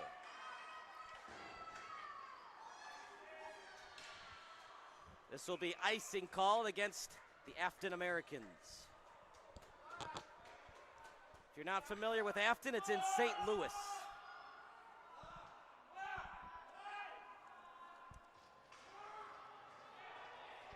They've got some beautiful ice arenas down there in St. Louis. You ever been to those? You know what, Kyle? Funny story. I'm glad you brought that up. Actually, I was when I played juniors, we were in a league with the Afton Americans, so I've been down there a number of times. We used to go there once a weekend, and we'd play the St. Louis Junior Blues on Friday night, and then Saturday afternoon we'd play the Afton Americans. So, yes, I've been to the Afton Arena several times. Great city, great team. They've been around a long time, and same colors and everything, and yeah, a lot of fun to be a part of that, and they do have a great program down there and some beautiful rinks as well, like you said. As the face-off is indeed won by Winnetka. Close to a hand pass, but we play on. Yeah, it was a hand pass, but the Winnetka guy didn't touch it first. Good call on that. From one defenseman to the other as it got sent over to Bauer. Now with it is Burgoon. Pass Bauer's stick. It'll be a battle between Burgoon and Bauer as he taps it back to the trailer and Simpson. Fans want a call, but nothing delivered.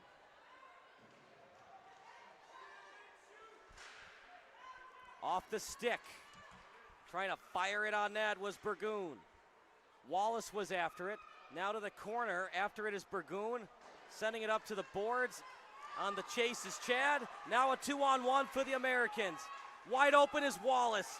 The shot tried to go top shelf. Lowenstern got a piece of it, and we stop play at 7:54. Yeah, real nice play there to get the 2-on-1 advantage, and then great play by the Winnetka defenseman to be able to cut the angle there and not allow the pass across the center, force them to take a shot from the left angle, and just not a good high percentage shot.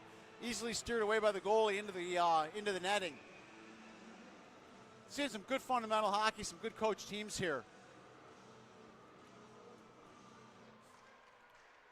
Clean win for the Americans.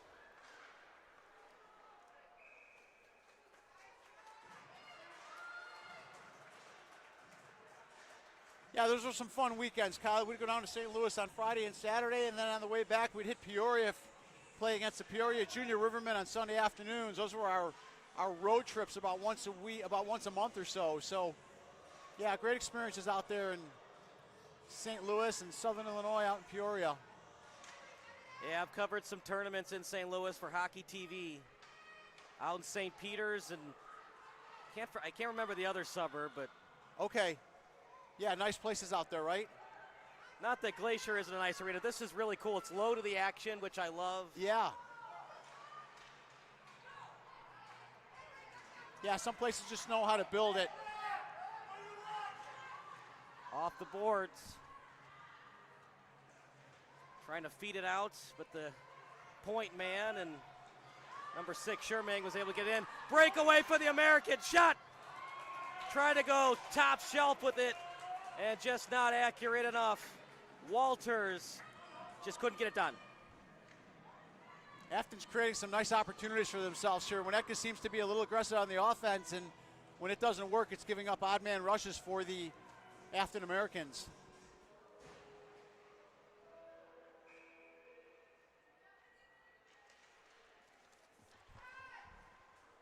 Americans doing a little bit better job on the face-offs the last 3.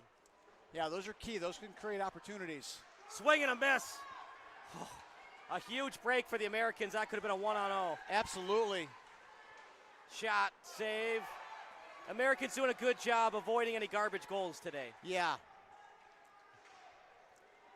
And nice save there on the Winnetka captain, number 9, who has, I believe, the first goal for the Warriors. He's a dangerous little player. He's got some good skills offensively. Drury. And are they going to say Hankins was offside? Looks like it, yeah, neutralized face-off. Does that mean he's off the team now? It might be. Might be.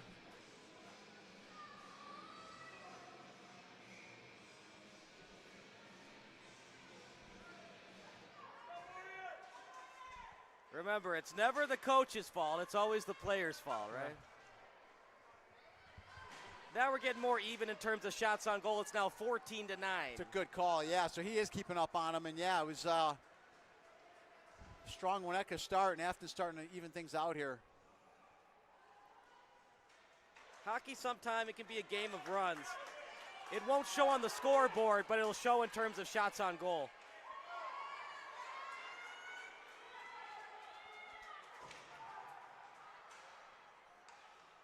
It's going to be offside on Winnetka.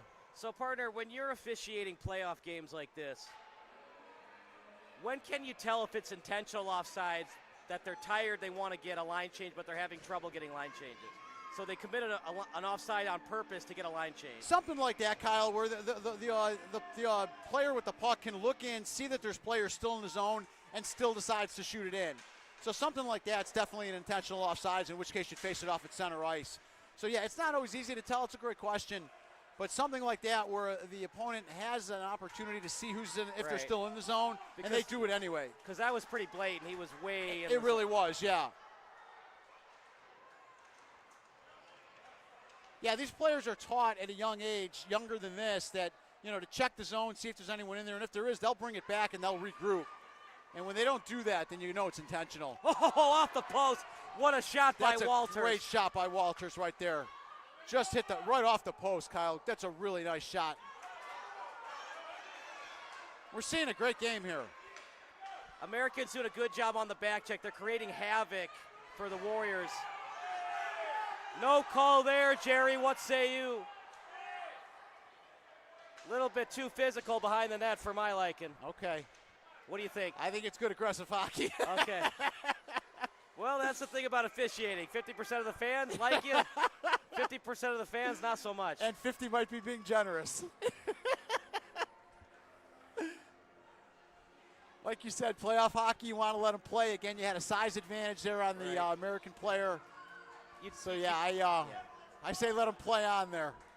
You're trying your best to have this game be decided 5-on-5, not 5-on-4. You really are, and the officials are too. Believe me, they're doing the best job they can out there. You know, we've had a couple of instances where penalty shots might have been called.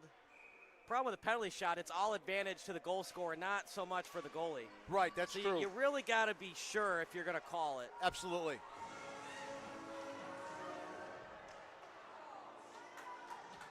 It's probably the most exciting play in hockey, especially in a playoff game. I would say, absolutely, yeah. And as much as I like the shootout idea, I think it's kind of ruined the magic of the penalty shot. I was going to say, yeah, because we see that happen so often now. It's not as alluring as it used to be because it used to be such a rarity, a breakaway, you know, or a penalty shot.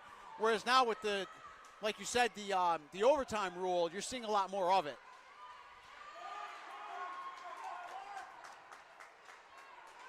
Hankins trying to get it past center ice. Struble stick was there as well. Winnetka try to get it past the blue line, but couldn't. Now here comes Hankins to Strobel. They stay on side. Strobel still with it. Two Warriors around, including Phillips. 3-on-1. Ryan Phillips on the rush. 3-on-1 if they hurry. Oh, no! Ryan Phillips swing and a miss. Oh, he's going to think about that in the morning. That's a tough play right there, Kyle. That was a 3-on-1, and they never got a shot off. They kind of looked out of sync, though, on that 3-on-1. Yeah. We've seen that twice today, and it's such a rarity in hockey. Yeah, exactly. This is going to be a good call. What happened here is that Winnetka guy lost a stick, and the African-American guy shot it away from him. Oh, wow. So that's either, I go either unsportsmanlike or interference. They're going to go interference on that. I like that call. It's an interference play, but it is an unsportsmanlike as well. That's just poor sportsmanship right there. So, and not just here. I see it at the different levels. So it's a good call. It's just a hard play to catch because you don't always see it. Power play hockey coming up for the Warriors as that shot scatters out behind the net. It's a big opportunity here for Winnetka. Down a goal, 5-on-4 advantage. They got a good line out there. Again, their captain is out there, number 9. This is where games can be won and lost. Absolutely. When you keep going into the penalty box, it creates so many problems for your defense and your goaltender. Here's an icing by Afton. They were trying to get to the center line before they dumped it. Were unable to do it, so this is going to be an icing. Again, icing is not allowed on penalties at this level. That changes when you get into the midget level, the U18 level, U15 level. I love it. It creates so much strategy in the game. Well, it's good to hear you say that. Yeah, it's very mixed. I get it. It's kind of artificial hockey. But at the same time, it teaches kids to not commit stupid penalties. And I think that's part of the reasoning behind the rules, to teach the kids the rules.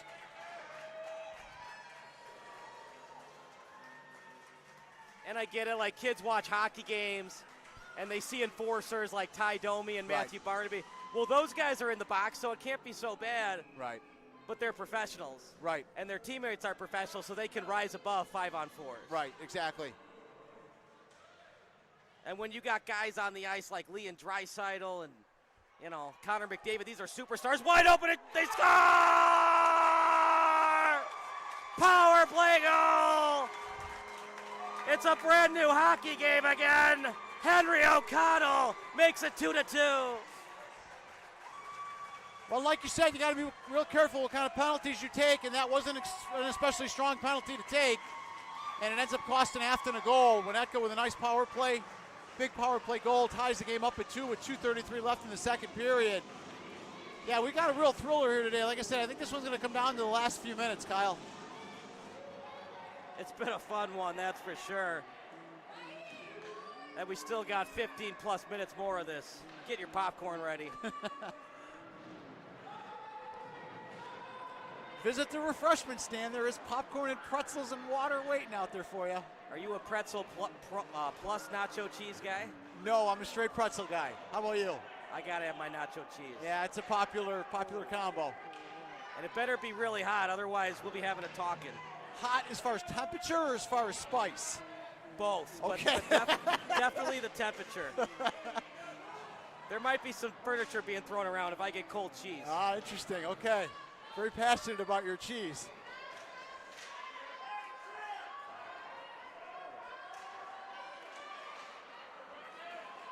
It's a great move. Close, but they say they stayed onside. Got to have guts if you're an official to call an offside there. Yeah. He was on, wasn't he? Well, regardless if he was or not, the Winnetka coaching staff will of course say he was. Oh, he had a guy. There it is. Look There's at the this pass. My goodness.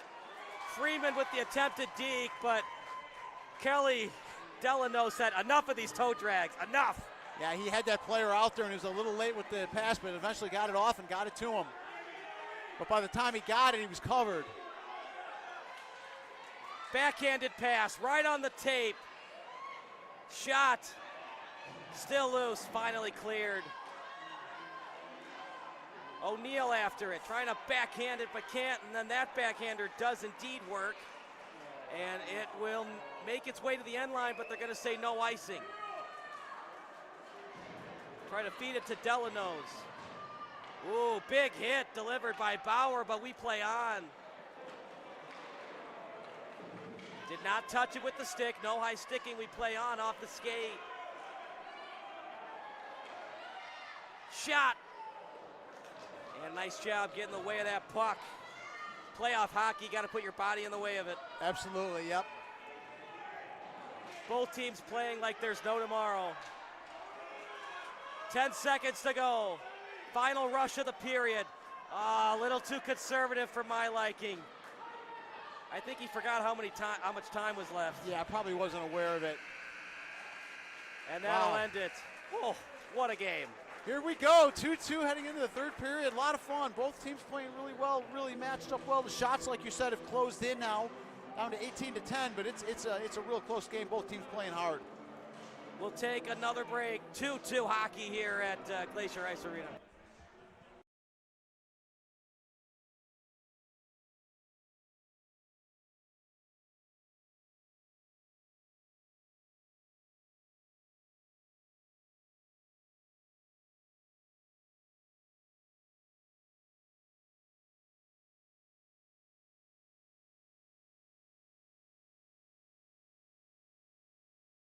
Whether you're buying or building your first home, moving to a bigger home, or downsizing, Forum Credit Union has flexible home loan options to fit your needs. Plus, Forum's experienced advisors will help you every step of the way, making the entire process easy.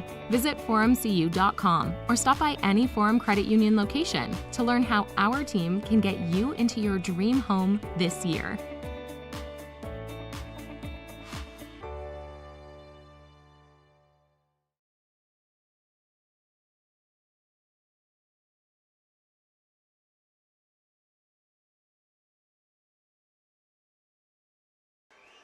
Here we go, partner. Third period of action.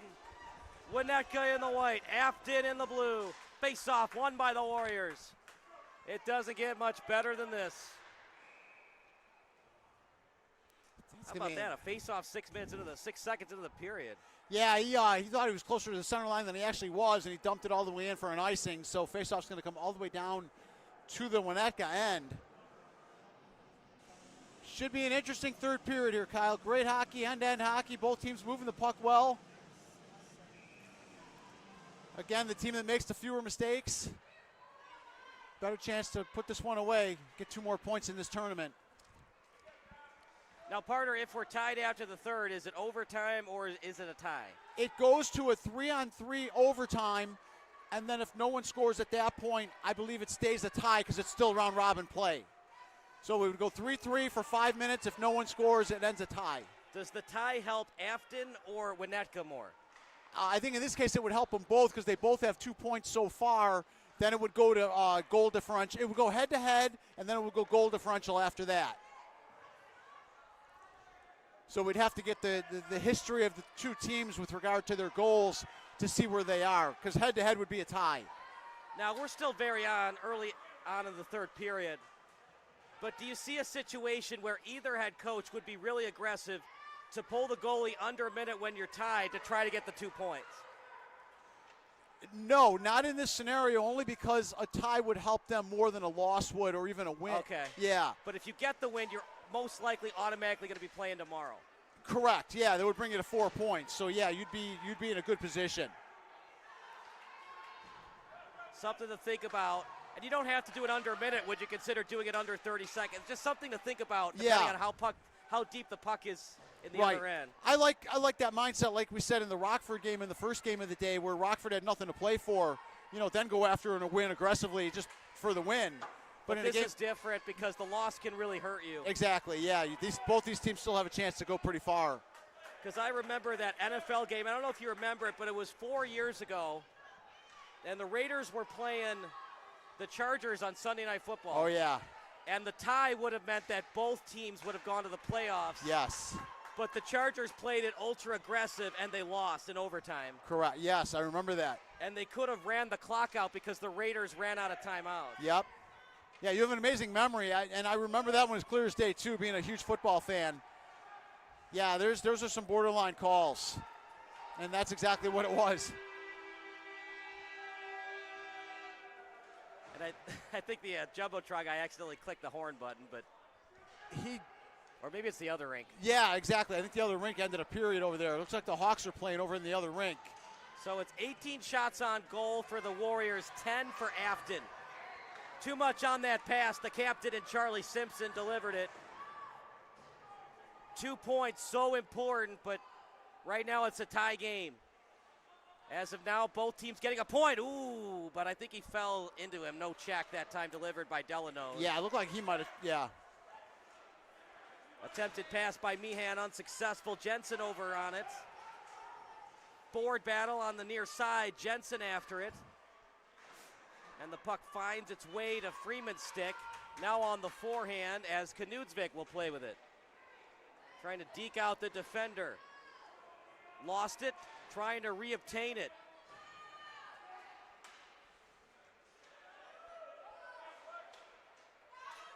And past the stick of Drury. Walters will have to go after it. Walters, no one home originally to get it, but he got enough on that pass to make sure that Winnetka couldn't steal. Received at center ice, no icing, we play on. After it now is Evans, out behind the net. There to greet him was Walters. Now at the blue line. As he was trying to send it over to Wallace.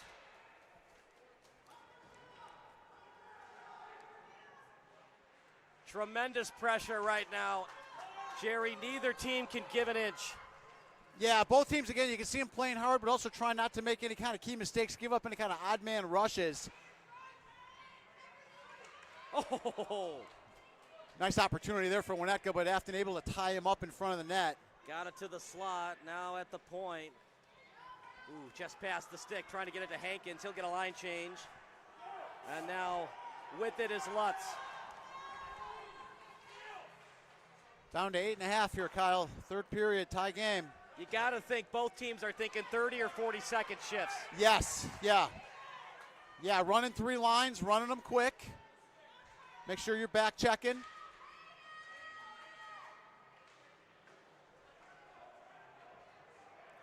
Coaching is so important, Jerry.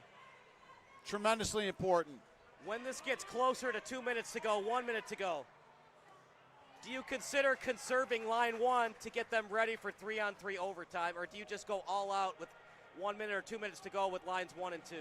The nice thing there is you get a break after the game of at least a minute, so you could probably come back with your, and again, overtime only being three players, so you may go 2 forwards and 1 defenseman there. Right. So yeah, you may not have to manage it that way just because you have that chance to give them a quick break. And even in overtime, you want to have 2 to 3 lines ready to go, and you're going to be moving them quick. Yeah, it seems. Oh, nice save. Oh, that's a big save. Merkel with a huge pad save. Yeah, great sliding save there on the pad. Save of the game thus far. Yeah, I would agree.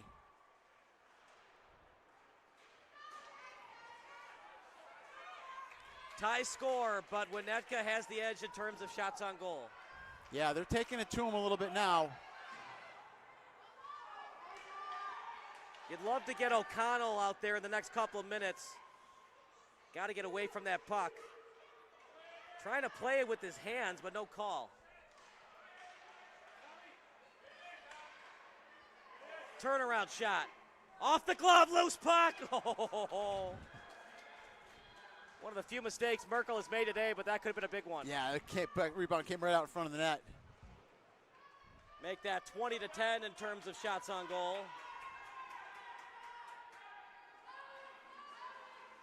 At this point, it just feels like Afton's hanging on for dear life. It does. It does. Look at this move. The toe drag.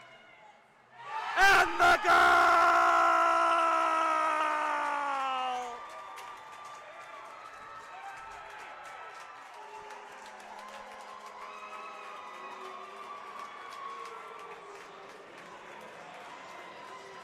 What a goal! And who better than Jack Meehan, the young man who scored earlier today as well.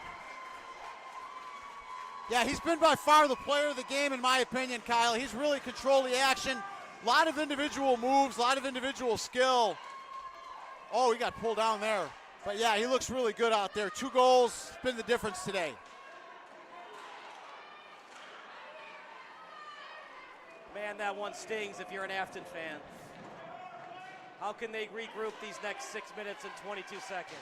Yeah, it's going to start by just getting the puck in the zone and trying to maintain some possession.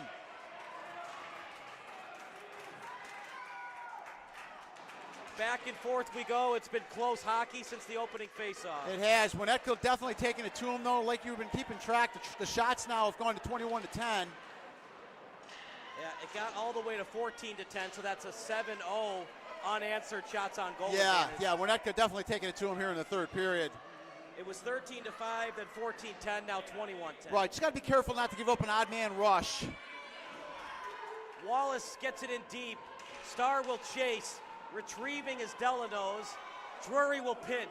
Drury can't get the shot on net. Scatters over the corner. Drury still pinched in, and covering for him is Hankins. Puck still on the boards near us. Now here come the Warriors, led by Simpson. Simpson and poked away. Oh, he's got a guy wide. There it is.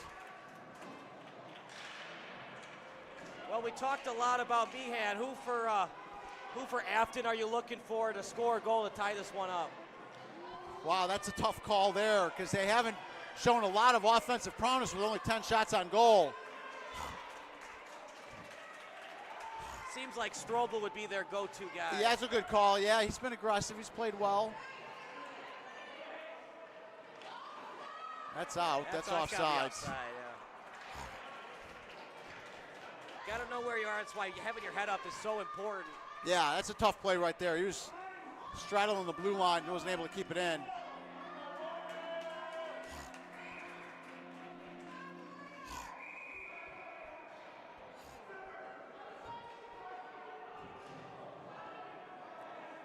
.450 left, 1 goal difference. Winnetka, the home team, looking to make a last change here.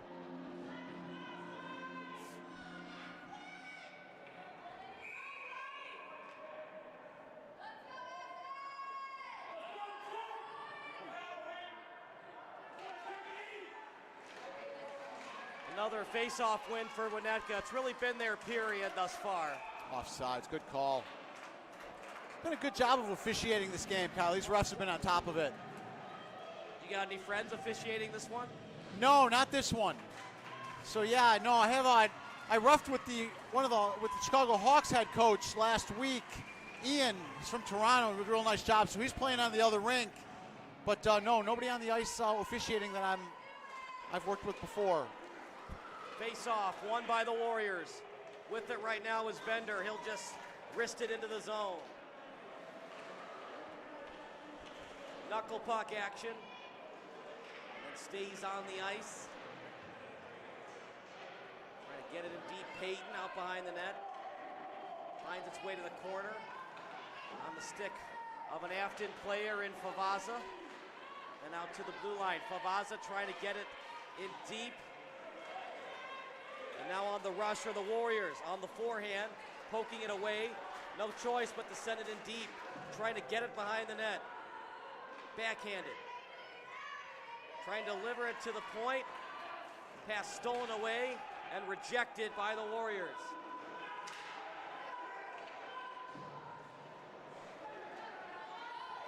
Honestly, I don't think we've seen a shot on goal for the Afton Americans this period. Off the glove, chance! Oh, just past the stick of Walters. I think you're right. That was the first one, and it almost was a big one. Both goalies a little bit shaky with their gloves right now. Yeah. Well, partner, the old adage goes in hockey, pull the goalie with under a minute to go, but I think now that we're getting close to 3, you can do it anytime you want. Sure you could, yeah. If you got the right matchups, yeah, you could definitely do that. They're not getting a lot of offensive penetration without the 6th attacker. Oh, maybe too much on that pass. It was a saucer pass attempt, but a lot was on it. Tried to get it to Freeman.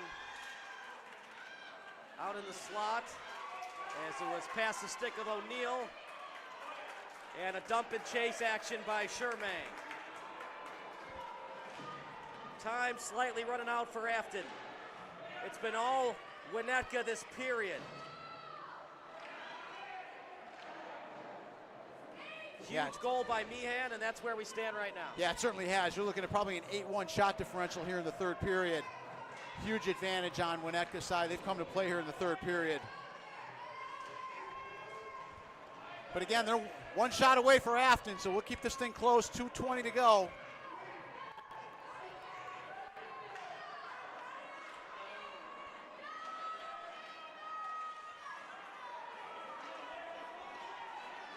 Sending it in deep is Walters.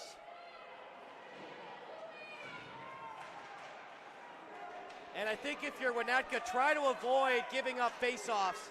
You don't want to allow Afton to call a timeout, but this time frozen by the netminder, and I think that Afton will call a timeout here. Not a bad time for it, Kyle, that's for sure, yeah.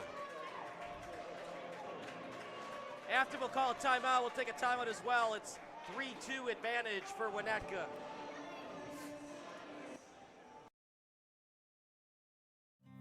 Home is more than a place. It's full of the people and moments that matter most. Providing for loved ones, expanding your horizons, or simply living the life you love. With all you have to protect, choose insurance you can count on, so you can experience more of what you live for. Country Financial. Experience more.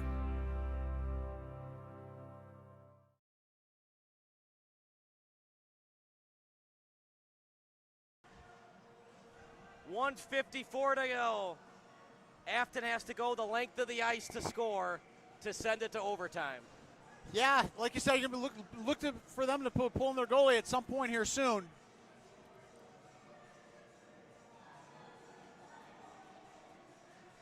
Face off deep in the Afton end, 1:54 to go. If they're able to spring a guy around the blue line center ice, look for a breakaway opportunity here. There might be an opportunity as well. Win the draw and then send a man long. Something along those far boards. Face-off's neutral. No one really wins it. Now Afton has possession, but no one there for the pass. Sending it in deep. Good job by Vender. If you're Winnetka, don't get cute with it. Just get that puck in deep. Yeah, just keep penetrating the zone. Keep shooting it in.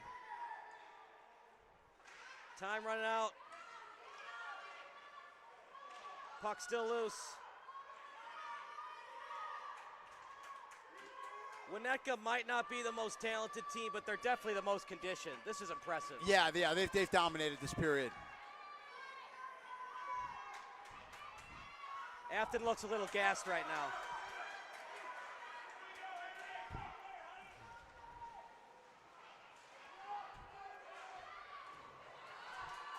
They pulled the goalie with 1:02 to go.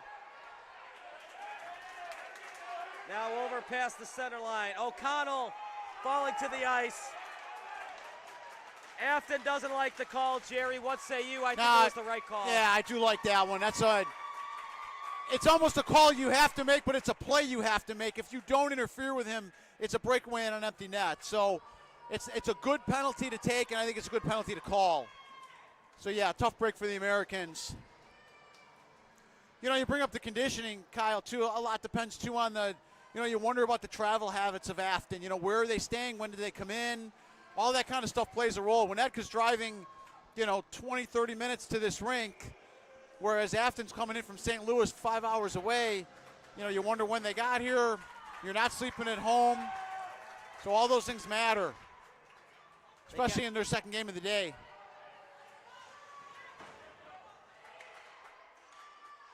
Shot just over the glove of Merkel. Run into by his own man.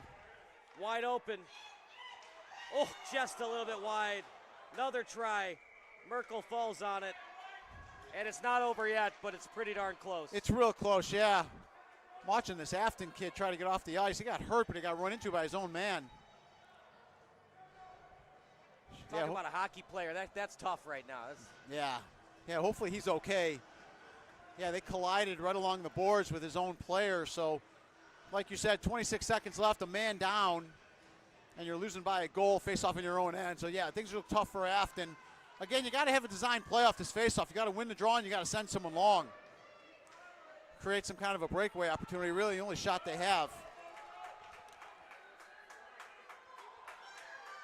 Winnetka just playing a little monkey in the middle right now. Look at these moves. Impressive stuff from O'Connell. And that'll do it for the period. Winnetka is going to the championship game. Yeah, great job by the Warriors right there. Holding on to a 3-2 lead. Dominated the third period. Big win for them. They look good. Don't go anywhere. The postgame show brought to you by CSDHL. Coming up next, it'll be Jack Meehan for our postgame interview. For Jerry Baldwin and Kevin Macy, I'm Kyle Smith. We're going to take a break. More hockey action coming up next.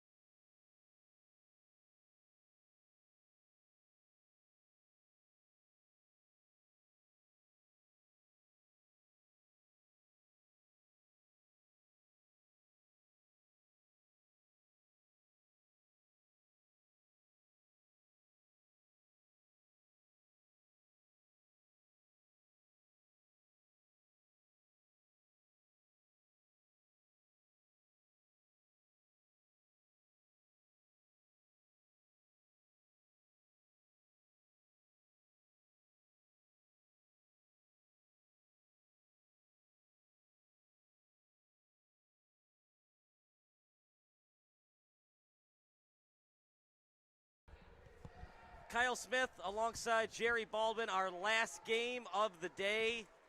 Jerry, it's going to be hard for this to be an encore presentation compared to the last game preceding this one. 3-2 final score. It was excellent the previous game. It really was. End-to-end action, a lot of good fun hockey. Both teams moved the puck really well, took advantage of scoring opportunities. We saw some great goaltending there. So, yeah, really a lot of fun to watch and be a part of. We'll see what happens. You never know, Kyle. Who knows? Indy Fuel, out of Indianapolis coming out tonight. Naperville Sabres. So it should be a really good matchup. Two good teams, and we'll see how it all plays out. But it should be a lot of fun. Last one of the night. Looking forward to it. And hopefully it lives up to the kind of game we just saw. It's been a fun afternoon. Yeah, that's for sure. 13-minute periods for the PeeWee tournament. Again, no check hockey, so it makes for some really good scoring opportunities. A lot of good skating, passing, moving the puck, creating some good scoring opportunities. Automatic offsides, no icing on penalties. So it should be a lot of fun. Sabres in the blue and Indy Fuel in the white.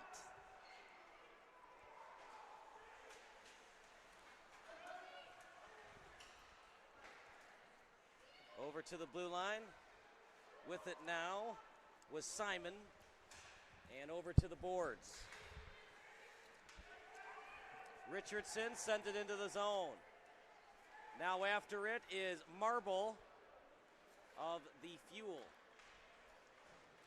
Nice move. He's got a half step on the D. Backhanded shot. Well read by the netminder, and he's got the captain on his sweater, as that's 29 and Max Podash.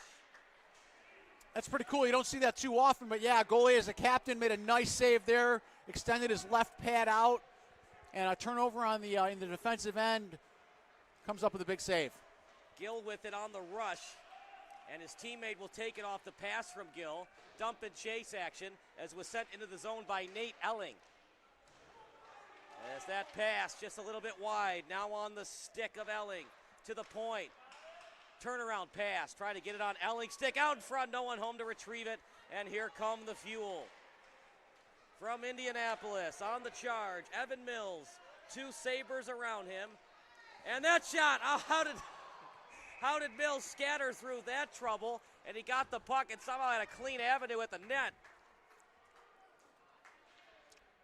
It seemed like the Sabres got an easy steal, and all of a sudden, thievery by Marble.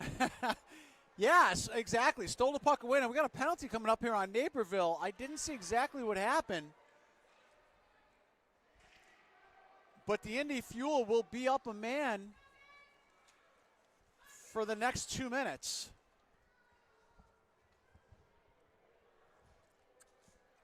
Oh, that's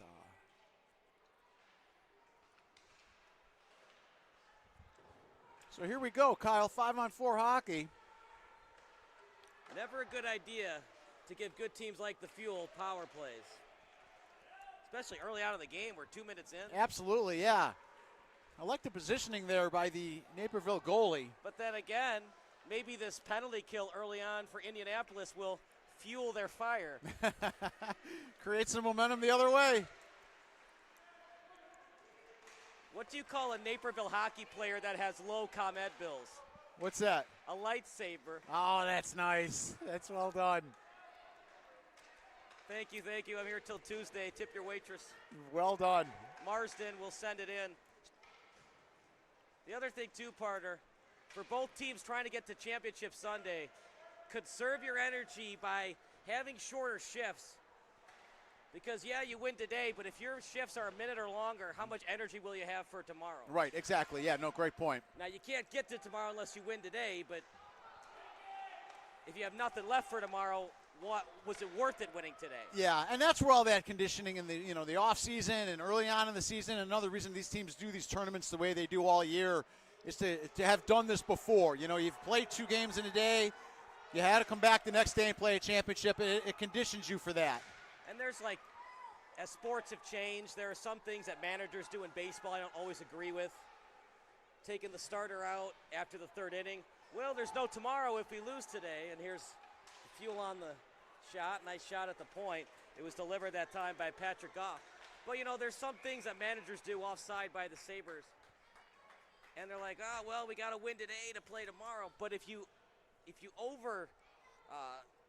overdo it, you're not going to have enough energy for tomorrow. You're not going to have enough players available for tomorrow. Right. Yeah, no, that's why they get the kind of money they do. It's a fine line, and management of time and ability and load management now in the NBA, you see a lot of that. So, yeah, no, it's very much a business that has to be managed correctly. Yeah. Load management, it's not the sexiest thing to talk about, but it's very important. It is. The days of Cy Young going 9 innings every start, those days are over. Right. Going to be a penalty, by the way, on the Sabres. They just got out of the box.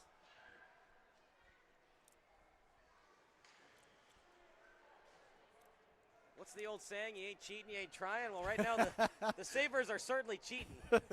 Yes, back-to-back penalties. Yikes. Yeah, they're killing them off. I like the posture. I like the form on the goalie. Really strong technical form. Well positioned for every shot. Good size, too. Good size goalie, probably close to 6 foot. Look, if you're good on the penalty kill, and if you want to give your coaches gray hairs at an earlier age of life, I guess it's okay. Yeah. What does Indy have to do on this power play that they didn't do as successful on their first one? Get possession of the puck. Get possession of the puck and be able to set your penalty power play up into the offensive end, and they didn't have a chance to do that last time. As hockey has evolved, when it comes to penalty kills, do you like the diamond or the box formation? I think it depends on what's being run on you. I think it's a good question. Both are formidable. More of a diamond guy to keep somebody up top and break up those passes through the middle. But yeah, both are valuable. How about you? Do you have a preference? I think the box, at least when I was playing, and this was back when dinosaurs roamed the earth, but we used box. Were you a goalie? I was a right wing. Oh, you were a wing. Okay. Occasional left wing. I played center on the penalty kill sometimes. Okay. I couldn't remember what you played. I knew you played, but I didn't remember what position. I was also a bench warmer. Okay. All right. That's as important a job as any. Let's just say I knew where the water was because I was giving it to the players. No, I was line 1, line 2 at times, especially on the penalty kill. But there are so many things in sports, and hockey included, that I wish kids would emphasize more in their game, and winning faceoffs is one of them. Yeah. I get it. We all want to look like Connor McDavid scoring goals. But he ain't scoring goals unless Leon Draisaitl's winning those faceoffs. Yeah, it's a good point. Yep. And, of course, McDavid plays center, too. But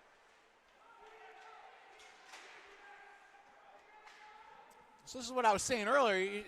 Indy's having a hard time getting possession of the puck, and they're not able to even set up. This doesn't even look like a power play at this point. I think they're rushing it a little bit. They got to know there's one man open because they're on a 5-on-4. Right. Ill-advised pass, well read by the Sabres.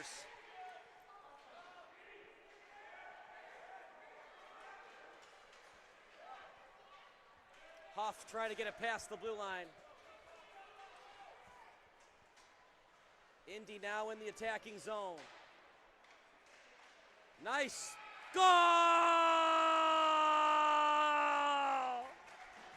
How about that goal? Goes all the way around and scores for Indy. That's 77 in Graham Matherly. Well, when you get a great individual effort like that, who cares about setting up in the offensive end, right, Kyle? That was all individual effort right there. That's a nice goal. Nice job by the Indy Fuel. And, yeah, nice job there to put that one ahead. That's a man's goal right there. I know you were paying attention to shots in the last game. It's 5-1 right now, Indy, so they are dominating so far. Well, at the same time, you take that with a grain of salt. They got 5-on-4 for 4 minutes. You're exactly right there. Here's a 2-on-1. Golden opportunity for the Sabres. Just overthought it on the pass. You want to get that pass out in front, but when you don't have a lot of room like that, just get it tape to tape. Yeah, I don't know if teams practice 2-on-1s enough anymore, Kyle. I don't know the practice habits, but they don't seem to be as effective on 2-on-1s as they used to be. I know it's something we used to practice all the time. And you get enough of them to where you got to be able to be efficient when you do get them. And it's possible that the game has changed where pinching isn't as big. That's a good point, too, yeah. Because 2-on-1s usually happen on a bad pinch or a bad line change. Yeah. Bad line change we saw earlier today. 2 3-on-1s. Yeah.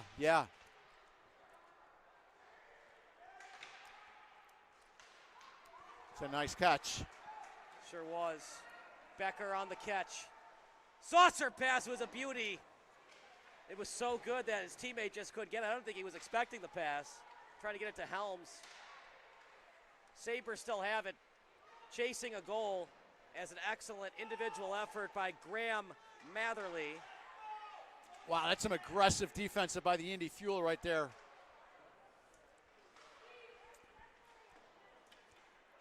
These players are taught now to angle so well that it looks like a check and he's just angling. But yeah, Fandadre, nice play on the defense there. Oh, big save. Humongous 2-on-1. save.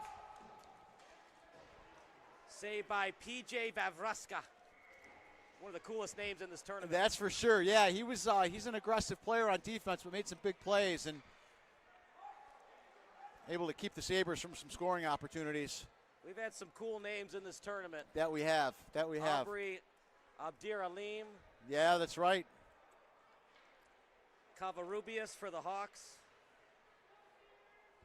Not a lot of Jack Smiths or Bill Smiths today. Not as many. So here's a 2-on-1. Full line. Here's a 3-on-1, Kyle. I like the idea, but if you're going to do that, you got to make it more of a saucer pass. A clean pass like that's easy for the defenseman to read. Yeah, and it was 2 ahead of him. I like how the mob said, do you need this? Oh, kind of. Saves the officials having to skate over to the box and pick up another puck. Time is money, money is time. How about this? 6 shots on goal to just 1 for Naperville. Yeah. Oh, look at that hit. Huge hit delivered by Marco Gomez.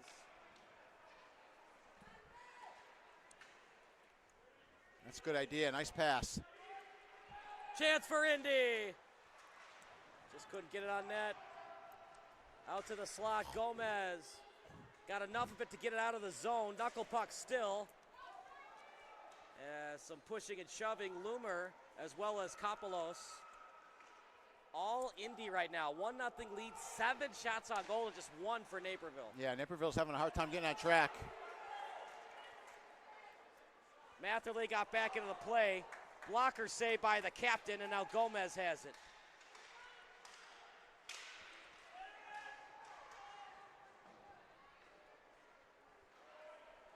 I love how it says Portillo's Hockey and Hot Dogs. A winning. I like that.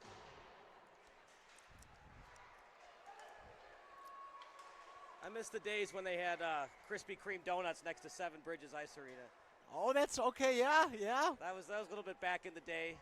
Are there any of those left? Are there many of those left? There's one in Elk Grove, and I think they have some in Bloomington. Okay.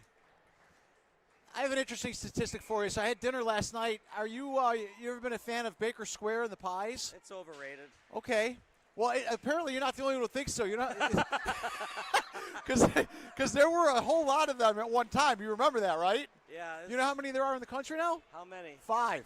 No. So I was at one of the 5 in the country last night. I'm proud to say. Yeah, I was out coming from a game last night, and I grabbed a quick dinner over there, and I said, you know, how many are there? And the lady told me there was only 5 left, and you're in one of the 5. So better enjoy it because we ain't gonna last long. Yeah. Gill backhanded shot. Waiting for an update on the jumbotron. It'll be now 7-2 or 7-3 on shots on goal. Oh, interesting. I thought he got back. Come on, official. You had one job. You blew it. Maybe he saw something we didn't see, but I thought he got back on time. That was a close call there. Remember, it's never the player's fault. It's always your fault as an official. The goalie never gave up 6 goals. We gave up 6 goals. Right?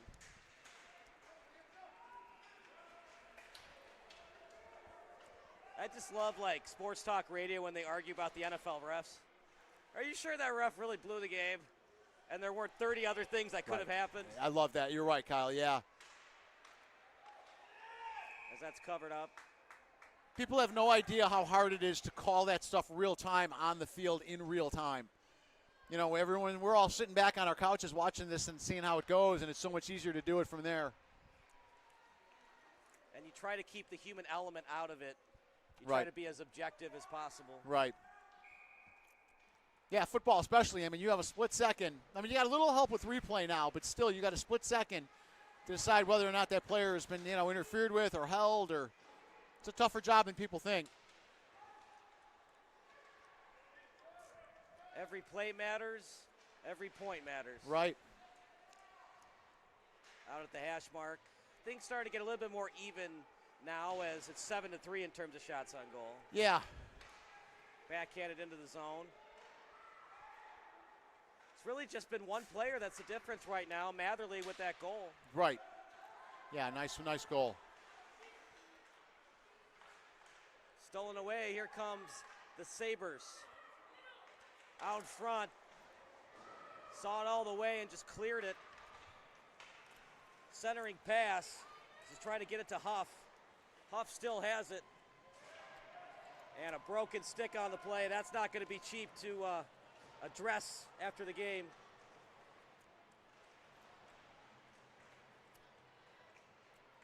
Unless you want to be like Roy Hobbs and make your own stick, like he made his own bet. Gomez. Shot.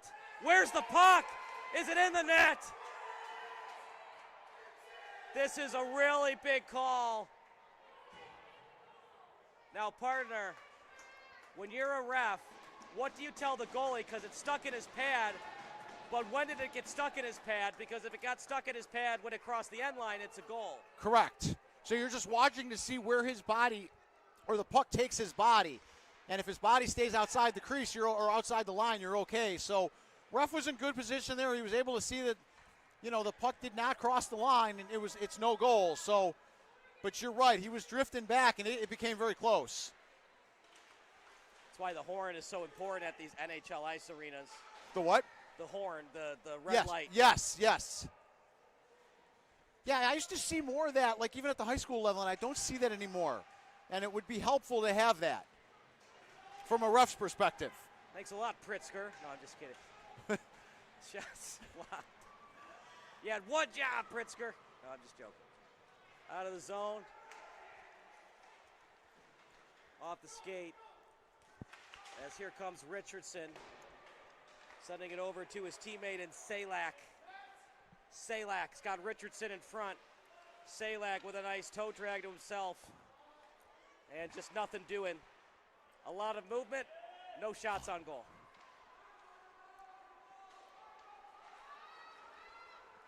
Here's Matherly again. Matherly with speed. Matherly, he just lost it. No look backhander. They score!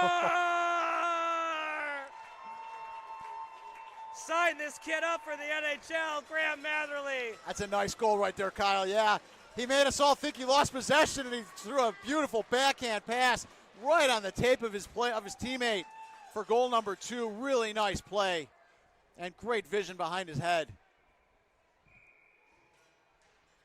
Did Matherly have the first goal, you said? He's gotten a goal and an assist. Okay, yeah, and that's a big assist. That's all him.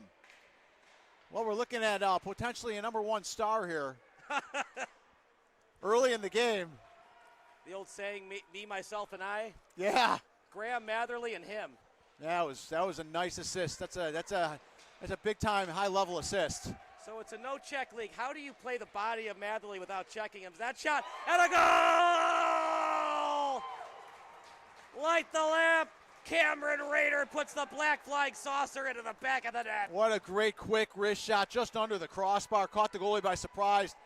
That's an old school Mike Bossy type of real quick release on the stick. Nice goal by the Sabres and a quick answer. New hockey game. Well, it cuts the lead to 1, right? 2-1? Yeah. Uh-oh, the lights went out.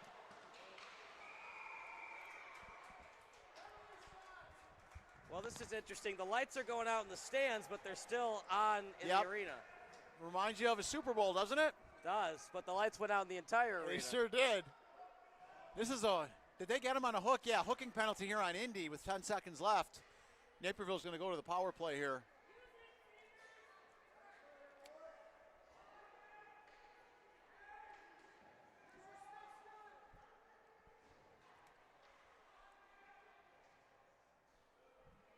So it should be a 2-minute minor. They haven't updated it on the Jumbotron yet.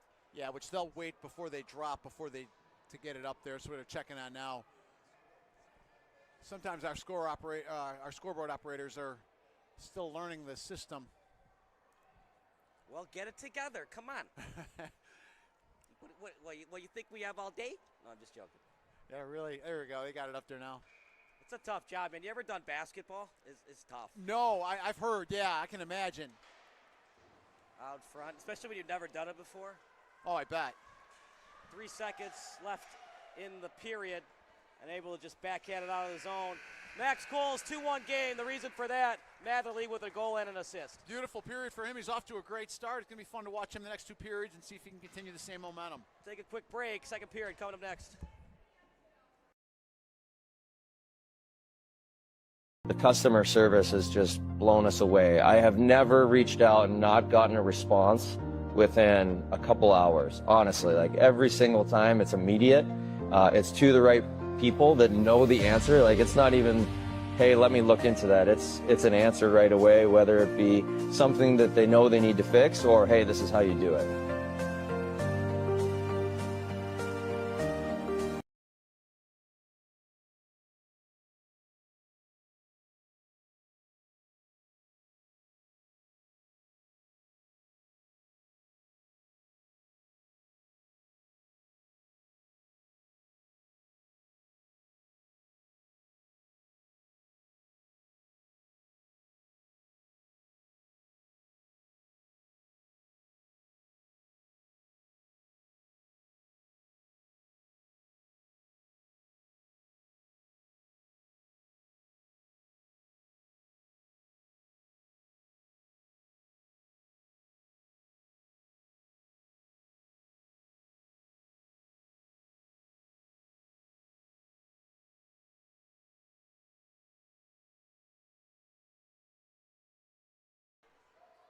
Second period coming up. 13-minute periods here at beautiful Glacier Ice Arena. The Fuel in the white, the Sabres in the blue and yellow as Bader with it. Pass Ellingstick. And a minute 37 remaining on the power play.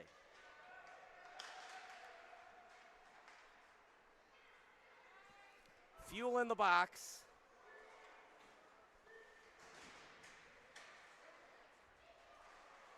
Oh, nice move here. Just lost possession at the end. Sabres trying to tie this thing up. They have the man advantage for the next minute 15. Here's a nice break. 1-on-1 now. As trying to get past the D was Evan Mills. Out to the corner. And just past Ellingstick. That should be a touch, no ice. Yep, waved it off. It started 7 shots on goal for the Fuel, 1 for the Sabres.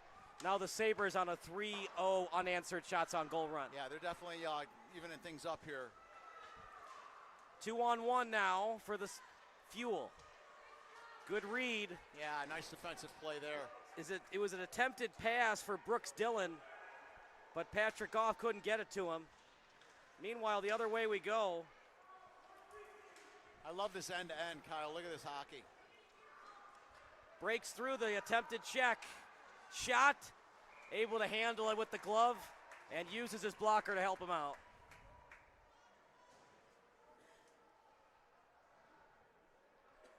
Yeah, real good hockey end-to-end. Both teams possessing the puck, moving the puck well, head-manning it up. It's just fun to watch.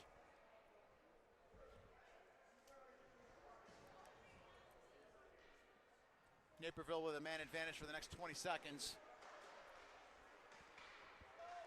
Puck dribbles out of the zone. Matherly, enemy number 1 in Naperville. Offsides. Yeah. He was looking to clear that out and wasn't able to get it all the way down. If he and his family were looking for a free appetizer in downtown Naperville, those days are over. Oh, yeah? Not with a goal and an assist. That's true. Don't go there. Stay in Indy.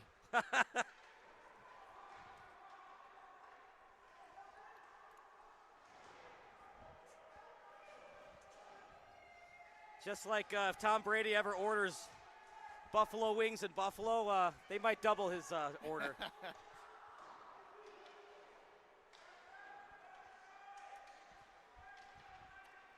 Or if LeBron ever wants to go back to Toronto, his passport might always expire when he's trying to pass customs. Well, besides Matherly, what other players for Indianapolis have you seen that have really stood out to you? Yeah. That's a good one. I got to take a good look here. Number 9 for the, is that Huff? Yeah, Luke Huff, the forward. Luke Huff, yeah, he's possessed the puck pretty well, moved it ahead. But Matherly's been the standout.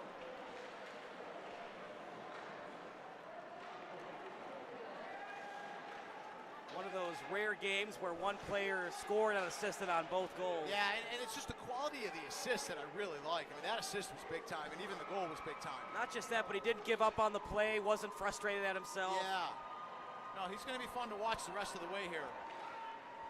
Sabres still very much in this game, goes off the netting. I'm curious to see how they're using Matherly. It looks like they're playing every 3 lines with him. No, he's actually back out there now, so maybe he's double shifting. And they have him on defense.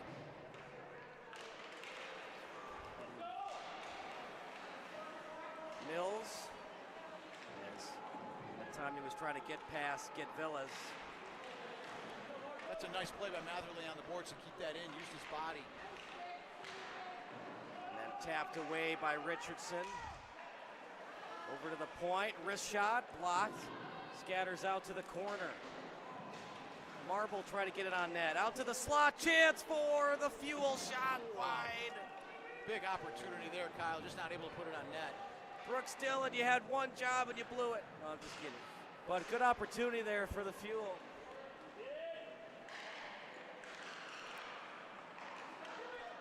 Matherly. In front, just can't get the shot on that, and then covered it up by the netminder. Vavruska, Johnny on the spot to smother that puck up. Indy was one sweep away there from going up by 2 goals. All right, guys. See ya. Send me updates the whole time. Don't shoot. Been a fun one today, Jerry. It has, Kyle. Pleasure doing them all afternoon with you. We've seen some great hockey. Central States runs a great program. Good playoff hockey here. It's been fun to be a part of it. Shame we won't see you tomorrow, but yeah. How many do you have tomorrow? we got 3 championship games. Okay. Shot, nice save. The captain comes big there. And are those they're going to all be here? They're all here. Okay. Yeah, you'll have a great day with that. I wish you well with that. And we lobbied for the United Center, but Rocky Wirtz said no soup for you.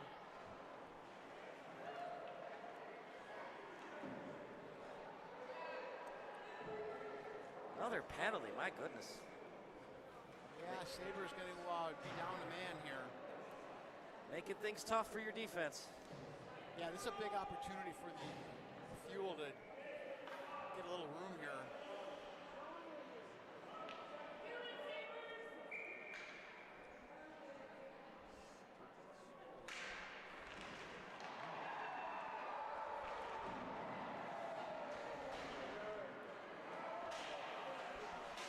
Marble after it. Now, is this going to be a tripping on Pruder, or will they call offside? Because I thought I saw Pruder lift with the stick. It could have been Kyle. It was running underneath me. I didn't catch it. It looks like they're just going to go offsides here. Not as many fans as this game as there were at the previous one. You noticed that, huh? So did I. Well, and again, you got a team in from out of state, so not everyone's going to travel with the Indy Fuel. But I thought Belichick taught us best. No days off, no excuses. Yeah, I'm surprised, but I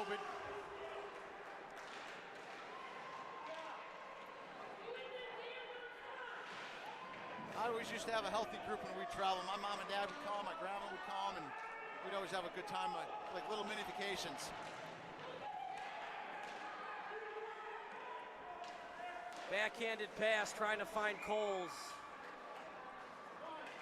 As we stop play at 8:15.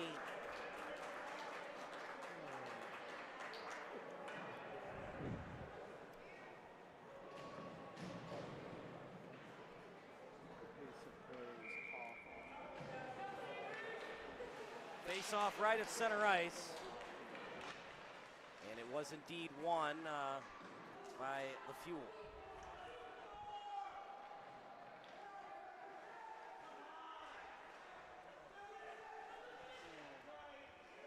Oh, couldn't get the shot on net as it was over to Potash. And now over to neutral ice. On the power play for another 48 seconds is the Fuel. And you really wouldn't know it, Kyle, by the style of play here. Naperville's actually been controlling the play. There's a 2-on-1 if he sees them. 2-on-1, shorthanded. Oh, just behind him. He saw him, but just a little off on the pass. Nice idea. Fuel struggling right now on their man advantages. Shot is just right into the shin. They really are. I don't know if they have a shot on goal yet. Shot, another. Great job getting in the way of that shot, as it was Isaac Marsden. That's why you wear shin guards, right? Oh, the official with a beautiful check. Come on, Indy Fuel player. You got to have a head on a swivel. That pass, shot, another block. Marsden again. Marsden, 4 blocks. Somebody buy that guy a milkshake. He's got to be hurting right now. Wow. You're telling me hockey players aren't tough? I'm watching the clock run, Kyle. They forgot to stop the clock. Jumbotron guy, you're killing me. He's looking to wrap the night up, too. You better know your severance package. Because it's a coming. No, I'm just joking. But not really. Face off one by the Sabres. So, partner, is their logo close to the old Buffalo Sabres logo or not really? Yeah, no, the whole uniform is fairly close, yeah. I like it. Indy Fuel, kind of a race car theme, kind of cool. Yeah, I mean, you know, the Indy 500, the Indy cars. What was the old, I think it was American League team, the Indy Racers? Yeah, I think so, yeah. Yeah. And, of course, the Pacers are named after the pace car. There you go, okay. Yeah, Indianapolis is a pretty cool city. I've been there a couple times. They have a minor league baseball team out of there, the Indianapolis Indians. Yeah. Yeah, cool park, cool time. Triple A baseball. There you go. Sometimes they're better than the White Sox. Over past the blue line. Turnaround shot. Look, there's a reason he's wearing captain on the sweater. He's great. He's doing a nice job in there. He's keeping him in it. These are good coaches. They know what they're doing when they give out the captain patch, and he's showing a lot of leadership between the pipes. Absolutely.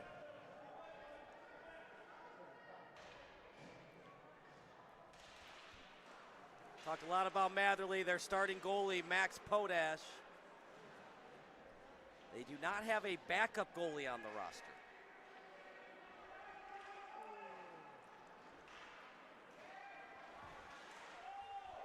Huff was after it. Sabres on the attack. Nice move, shot. Potash again. Wrister by Rader.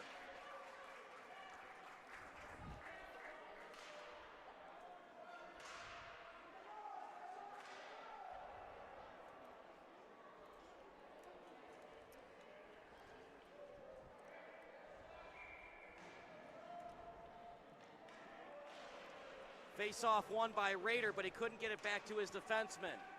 Now here comes Brooks Dillon. Dillon with a nice move. Dillon, shot. Just couldn't get it on that. He tried to go glove side and just went past the glove of Evruska. Now Elling with it. He's got a man in front. Elling, look at that backhanded pass. A lot of substance, but just couldn't finish. Yeah, unfortunate play. You got to have substance and flash. Oh, they got him. I got Indy on a trip.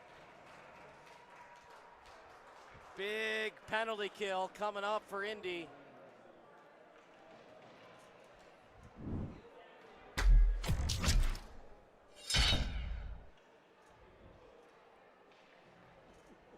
Yeah, Naperville, nice opportunity here to tie this game. Indy's had a tough time with their power play. They've had a couple. They've been very had a hard time on it. We'll see if Naperville's a little stronger.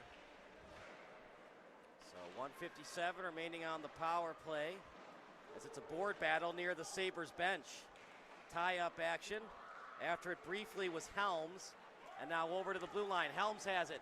Helms over to the face-off circle, off the stick of Potash, and then over to 6 of Fondre. And it's going to be icing called against the Fuel.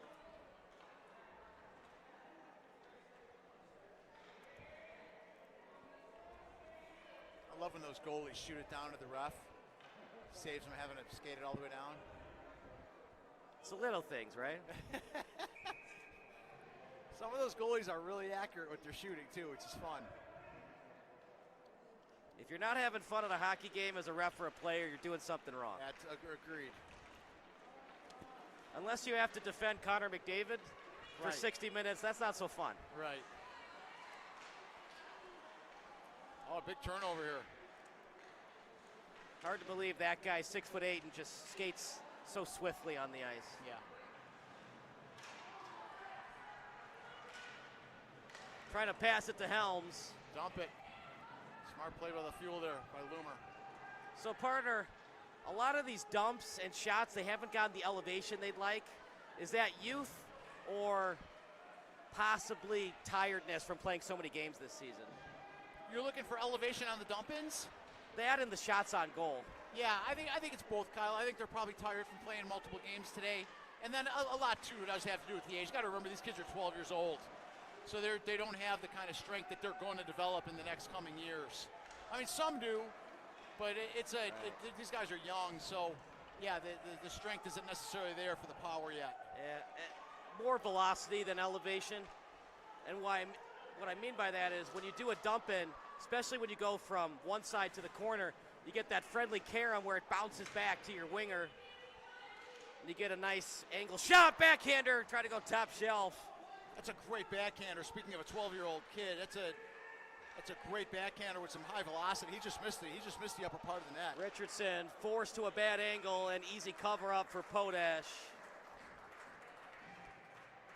That's one of the things I like about playoff hockey. It's more business. You know, there's not a lot of craziness after as I said earlier, a lot of mischievousness after the whistle.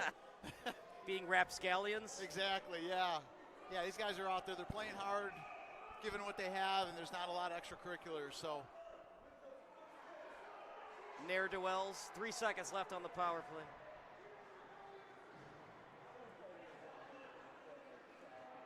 It's a late night, by the way, for these guys. 8:30 game time. Late night for me. Yeah. Been a full day, no question about that. We'll be back here around 8 a.m. tomorrow setting up equipment. Maybe a little bit later since we're going to leave most of it here, but going to be a long day tomorrow, but not as long. Shot on net, right at point-blank range. Potash with the glove. Big save. How about this part? Now it's back to tied and shots on goal. Game's really evened up. Naperville chasing a goal.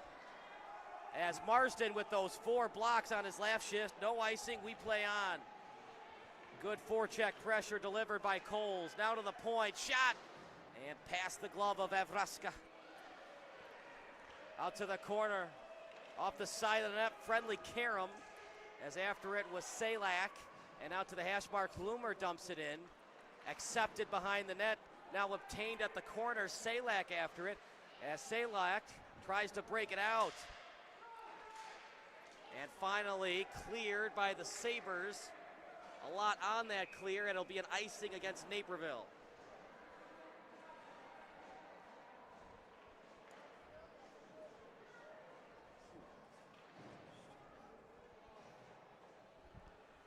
Well, it was all Fuel to start. 7-1 in terms of shots on goal. What What adjustments have the Sabres made?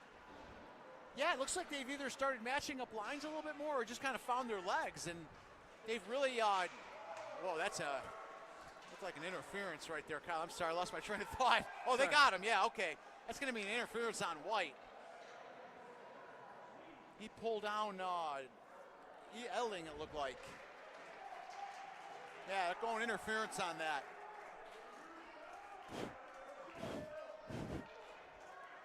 So Naperville is going back to the power play. Yeah, they've made some good adjustments along the way here, though. Seems like the intensity's picked up for Naperville. It has, yeah.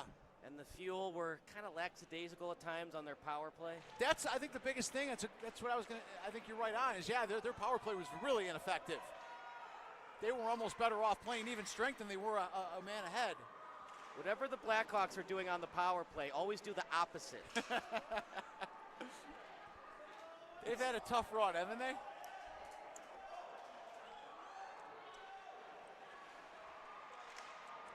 Over to the blue line. Talk about bad hockey. How about the New York Rangers right now? That shot, and blocked, finds its way to the corner.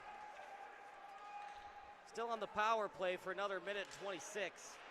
Backhanded pass. Fuel can't get it out yet. Oh, nice play. Excellent play delivered by Rennick. How about that, partner? The strength with one hand to keep that puck in. That was awesome. That was a really nice play. They stay on side. Shot. Big save by Vavruska. We got a good one here. 1 goal difference, 55 seconds left in the second period. Game has really evened itself up here. The better conditioned mentally and physically coming into the third period's got the advantage.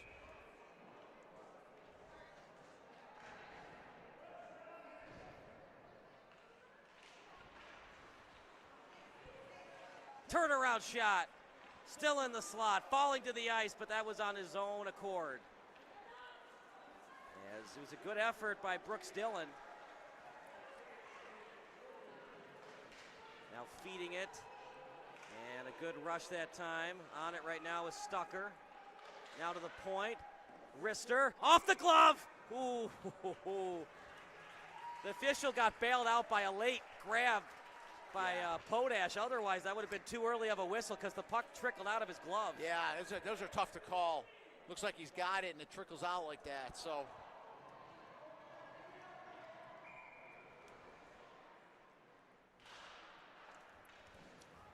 Yeah, they blew the whistle, and then right after they did, it was a grab at the last second by Potash. Shot right off the stick of Potash. 11 shots on goal for the Sabres, and they have the power play for another 31 seconds. Helm cycling the puck behind the net, trying to keep it at the point, and does by Simon, and then stolen away by the Fuel as Dillon was after it. Now here comes Naperville. Indy gets it out. One hops off the boards on the stick of Dillon. Gill backtracking, trying to get it out, can't. Now on the attack is Mills, and that'll do it for the period. What a game. So far, Matherly the difference with that goal and an assist. Yeah, playing really well. Good second period. It's going to be a great third period, Kyle. We'll take a break. Third period coming up next.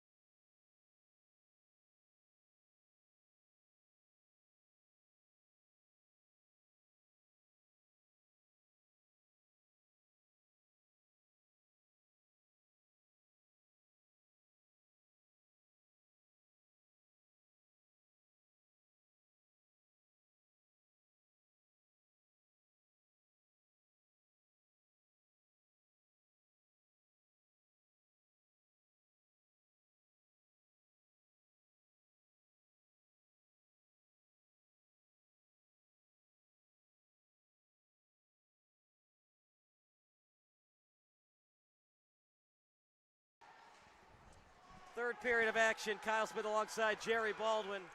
Huff with it past center ice. Oh, that's close.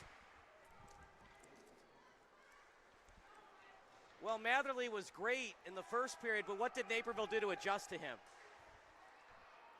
I think they've been more potent offensively, and it's caused him to have to play more defense and not be able to be as explosive. Falling to the ice, chance for Indy, backhanded goal!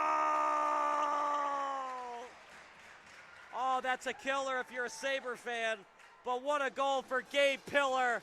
It's not the dagger, but it sure is close. Yeah, that's a really nice goal. Unfortunate break for the Sabres there. The defenseman fell down and allowed him to come in unattached and made a really nice move to his backhand, able to put away a goal, third goal of the night for the Indy Fuel, and they are up 3-1.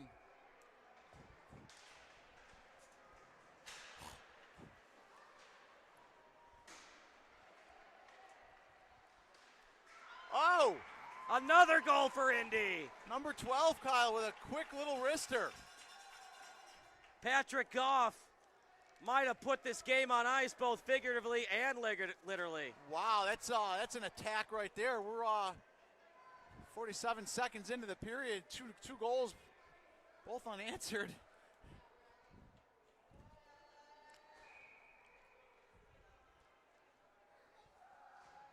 We go from a good hockey game to pretty much game over. It doesn't look good at this point, but a lot of hockey to go. 12 minutes left in the period.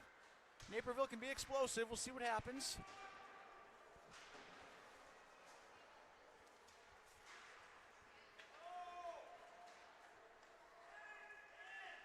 Oh, look at this toe drag. Nice move. It happened so fast they haven't even updated on the Jumbotron yet. No, it's still showing 2-1. Are you sure those were water bottles that the Jumbotron guy's drinking and not vodka bottles? I'm not sure of anything, right, Kyle. Since they started serving alcohol at these rinks, I'm not sure of anything.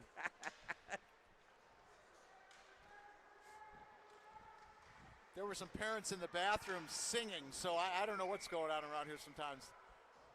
Now, what musical was it? If it's Les Miserables, it's okay. I don't know. I didn't recognize it, so. You had one job, Jerry. Come on.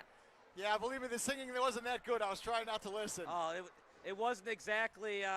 It wasn't exactly Michael Bublé. No, not at all. Okay. It wasn't even Michael Bublé's evil twin. No. Okay. Goff will take the faceoff. Who made it 4-1. If you're just joining us, you missed a lot. 2 goals in 30 seconds. Yes. And now a Naperville penalty, so they're down 5-4. Waiting for this to go up on the scoreboard. You know, the old saying in baseball, a bloop and a blast. What do you say in hockey? You go to the bathroom and 2 goals later? Yeah. Well, Naperville, or Indy does have an opportunity here to put this thing away. It's a 3-goal difference right now, and they're on the power play.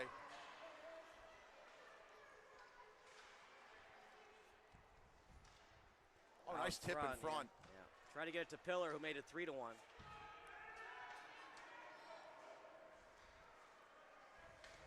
That's a nice play there. Well, we were looking for an encore performance from the previous game. That was a 3-2 win for Winnetka. And this game was shaping up for it. You're right, it's lined up. And then just Naperville, a little bit lackadaisical on defense. Bad break. The guy fell down on the breakaway. Right. Sometimes when it's not your night, it's not your night.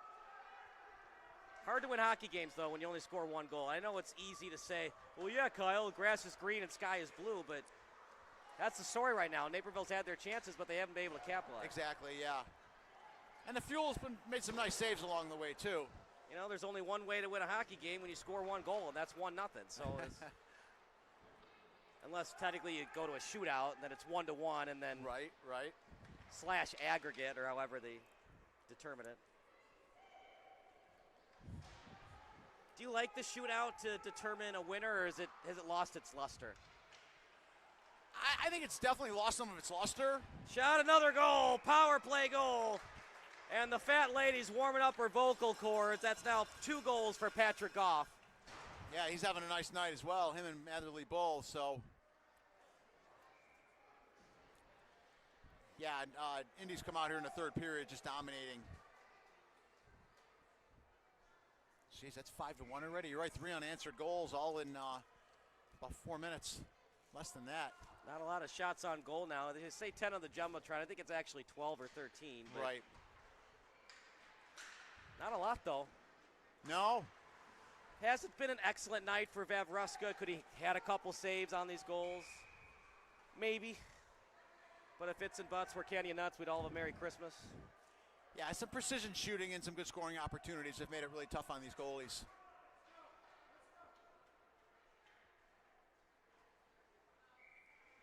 If you want to be great, it's not a sometimes thing, it's an always thing. And Naperville was great for 26 minutes. Yeah. But for these past 4, lacking. Yeah.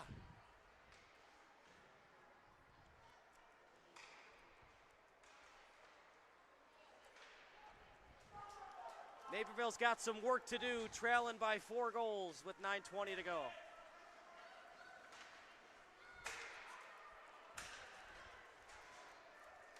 Pass Gomez's stick.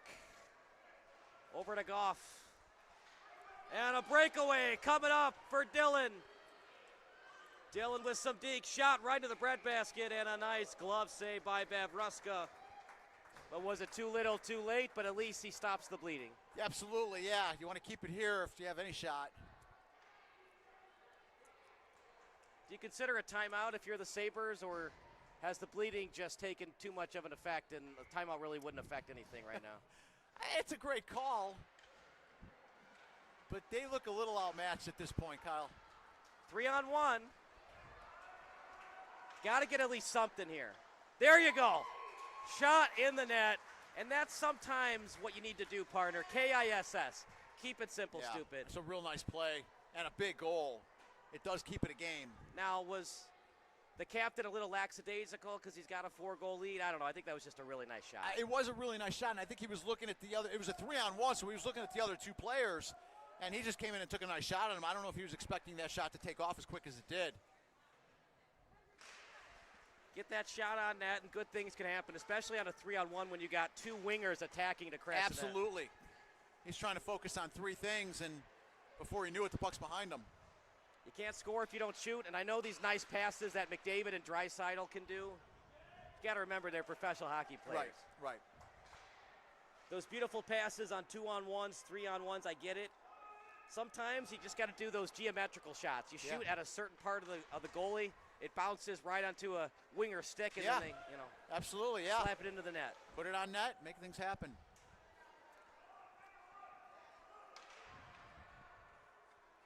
If they can score in the next couple of minutes, things could get interesting quickly.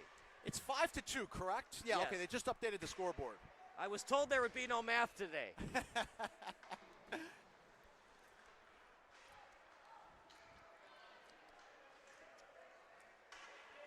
That's clean. Yeah.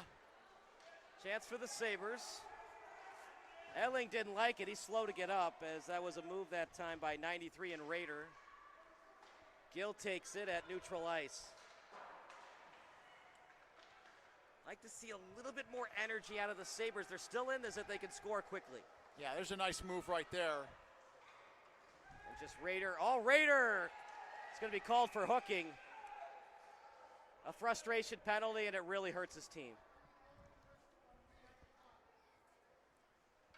Yeah, it's a good call, Kyle. Yeah, it looked like a frustrating play.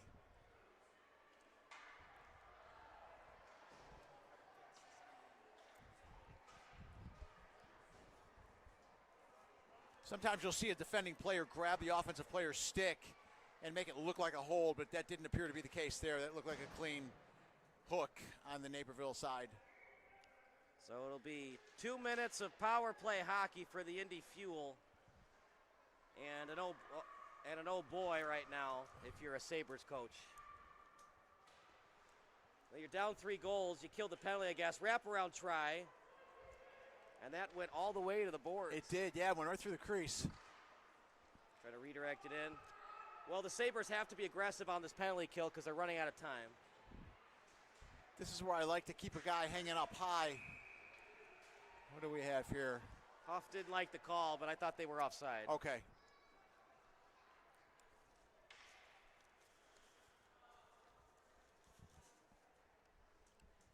Luke he huffed and puffed at the official, and the official said, "You will not blow my house down. I am not going to change my call."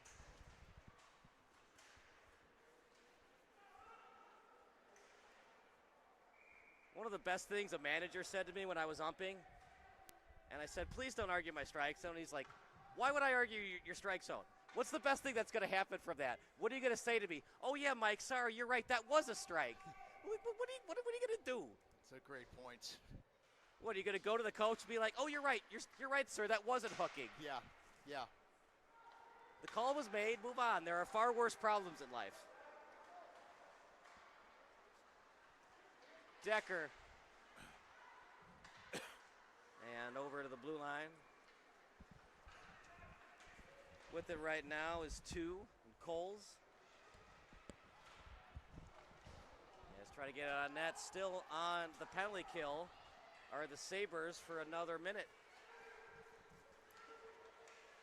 Decker, shot, scatters wide. And a breakaway again, my goodness. Vavruska in trouble. Oh, faked out the goalie and just couldn't finish. Almost a goal for Nolan Torres.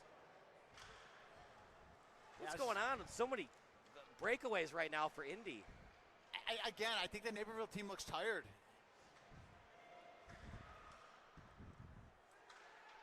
Did you have them earlier? Did you see them earlier? Nope, Sabres didn't play earlier. Okay. Neither did Indy. Oh, okay. Slapper, blocker save.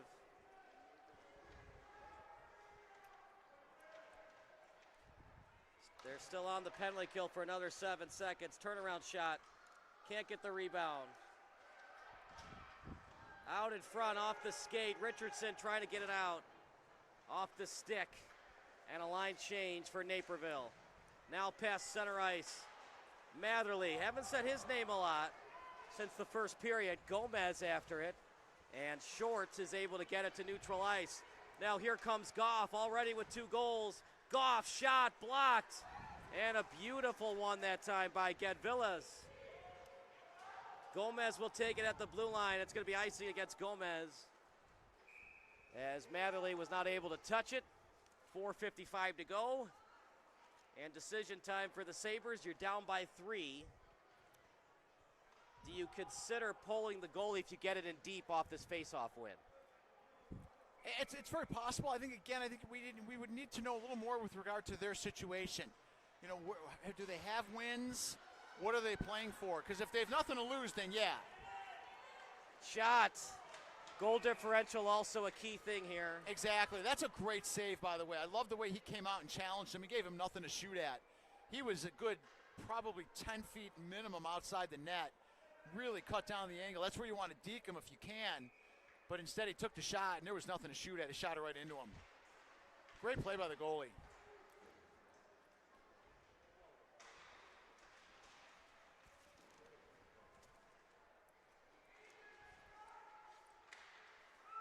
Turnaround shot. Just couldn't get it on net. Out in front.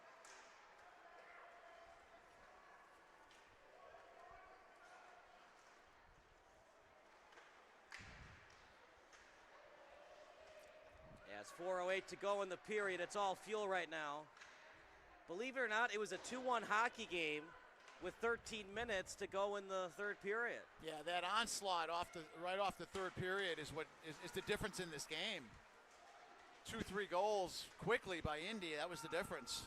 Other than that, it's been fairly even. A nice save there, keeping a minute.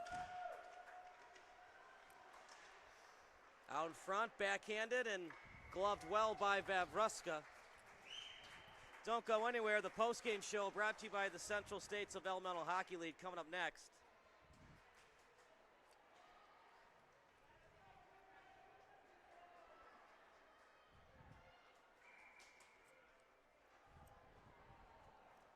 As a face-off at the near face-off dot. Becker was after it, as was Matherly. Becker will take it as he gets past center ice. Becker past the blue line on a rush. Stays on his forehand, centering it in front, and just couldn't get it to his teammate. He was trying to feed it to Stucker. Up in the air, high stick. They'll play advantage. But the Sabres got it, so they blow the whistle dead, and 3:13 to go. Yeah, that's going to go all the way back into the Naperville end. I believe it should. Yeah, all the way down to the Naperville end. Pretty blatant high stick there. If that's not high sticking, I don't know what is. Exactly, yeah.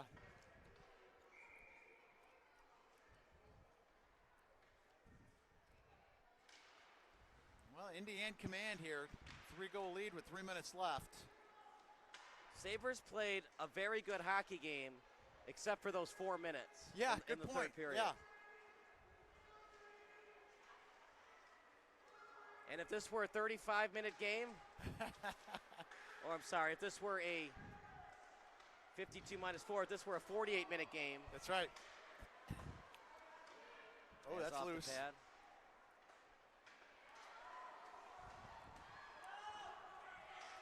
I think of that AFC Championship game where the Jets were down 24-0, and they scored 19 unanswered points. Okay, against that's right. the Steelers. They ran out of time. Well, you know what? It's 60 minutes of football. Right. You were not good for 30 of them. Yeah. You were better than the Steelers the last 30, Yeah. but because you were so bad the first 30, you just can't make up for those. Right. That's what makes baseball so great. There's no time limit. Yeah. You have to get 27 outs no matter the time. Yeah. Yeah. In hockey and any other sport, most other sports, you run out of time, that's it. Yeah. So you really got to be good for 60 minutes or 52 minutes or how many minutes there are. Right. That's, yeah, like you said, that's where the consistency and the conditioning comes in. Naperville took a penalty here. They're going to be, well, actually, it looks like they're going to take them both. So we're 5-on-5, I believe. Yes. Yeah, they called coincidental penalties on both teams, so we're going to stay 5-on-5 for the last 2 minutes and 20 seconds. It's a rarity in PeeWee hockey when we get 4-on-4, 2 minutes even on both sides. Right. Usually when both guys go to the box, one for each team, it's usually 5-on-5. Correct, yes. Results in it. Oh, big turnover there.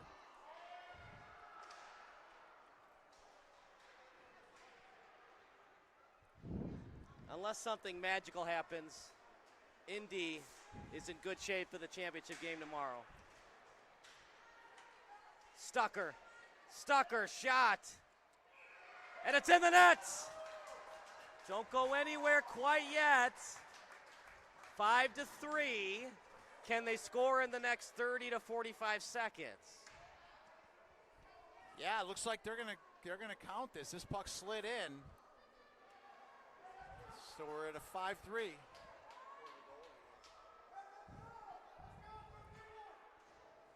Yeah, you would think if Naperville gets possession of this puck and is able to dump it in, they pull the goalie immediately. They don't, unfortunately, get possession.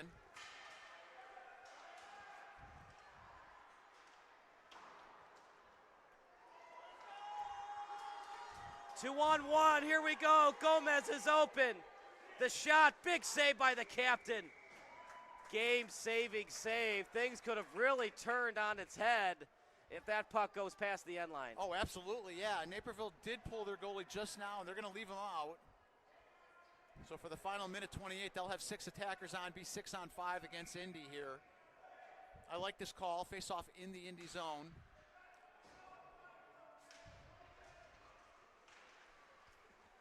They get the draw. Shot! Big shot. Oh, goal!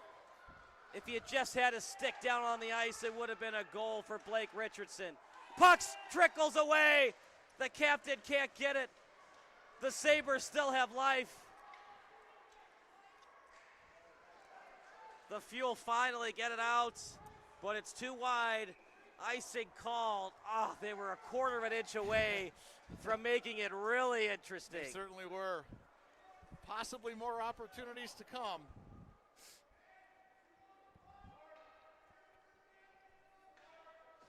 Yeah, final minute 6 here. 6 attackers on for the Sabres.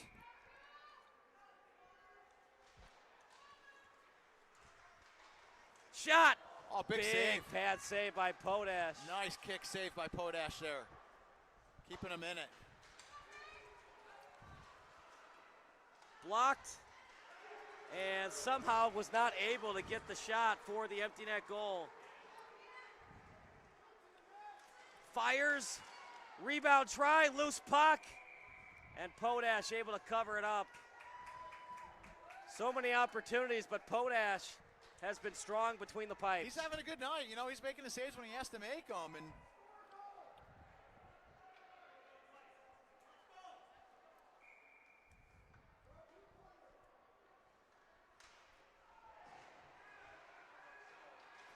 fires it just a little bit high. Time really running out now for the Sabres. They got to score in the next 10 seconds. Fuel are not taking any chances. They'll just ice it and get a line change. yeah, you're almost better off there, icing it slowly or take a better shot at the net. These guys practice this kind of stuff, and a lot of times you'll see them just flip it out of the zone, which is even more effective because it takes more time off the just clock. fling it high up in the air. Exactly, yeah. You shoot it all the way down, now you've got to face off in your own end with still 28 seconds left.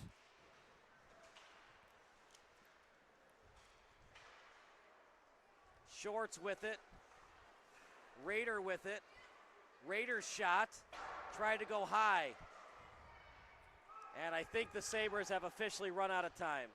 It was a nice comeback effort. They got pretty close to making it interesting. They really did, yeah. They poured a lot on at the end, but the Indy Fuel are going to walk away with this one. So the Indy Fuel, 4 minutes of hell, three great goals in the first 4 minutes of the third period. And they hang on, a late surge by the Sabres, but it wasn't nearly enough. 5-3 win for Indy. Final thoughts, partner. Yeah, great game, Kyle. No, fun to watch. Naperville played a tough game, but Indy seemed to outmatch them a little bit throughout the game. And again, big start to the third period with 3 quick goals, was able to kind of put this one away. So a lot of fun. Congratulations to the Indy Ice and a great effort by Naperville. So for our excellent crew, for Kevin Macy and for Jerry Baldwin, I'm Kyle Smith. Post-game show brought to you by the CSDHL coming up next. But for now, signing off, final score 5-3 Indy Fuel, and our post-game interview coming up next. All right. Whether you're buying or building your first home, moving to a bigger home, or downsizing, Forum Credit Union has flexible home loan options to fit your needs. Plus, Forum's experienced advisors will help you every step of the way, making the entire process easy. Visit forumcu.com or stop by any Forum Credit Union location to learn how our team can get you into your dream home this year.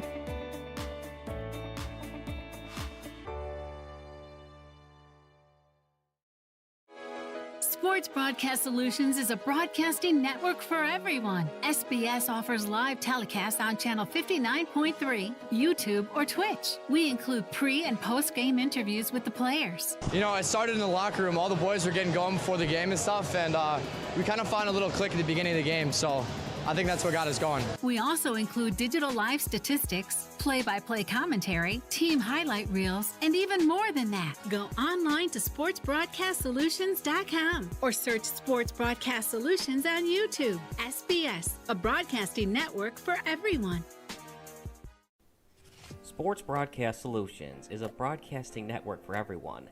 At SBS, we offer a professional broadcasting experience for the non-professional athlete. Just like the pros, we offer everything for you. Play-by-play commentary. A no-hitter at Kane County Stadium. 15 strikeouts, 1 walk, 1 error, and that's it. Color commentary, highlight reels, recruiting videos, and much, much more. Unlike our competitors, we zoom in on the action and always have a live scoreboard with a live time code. If you're ready to have your next sporting event feel like CBS Sports, then make sure to call Sports Broadcast Solutions today. Our phone number is 330-957-7653, or you can go online to sportsbroadcastsolutions.com. SBS, a broadcasting network for everyone. Missing your child's sporting event just plain stinks. But you don't have to worry about that anymore, thanks to Sports Broadcast Solutions. SBS is a live broadcasting network, as well as covering your on-demand needs, recruiting videos, highlight reels, and much, much more.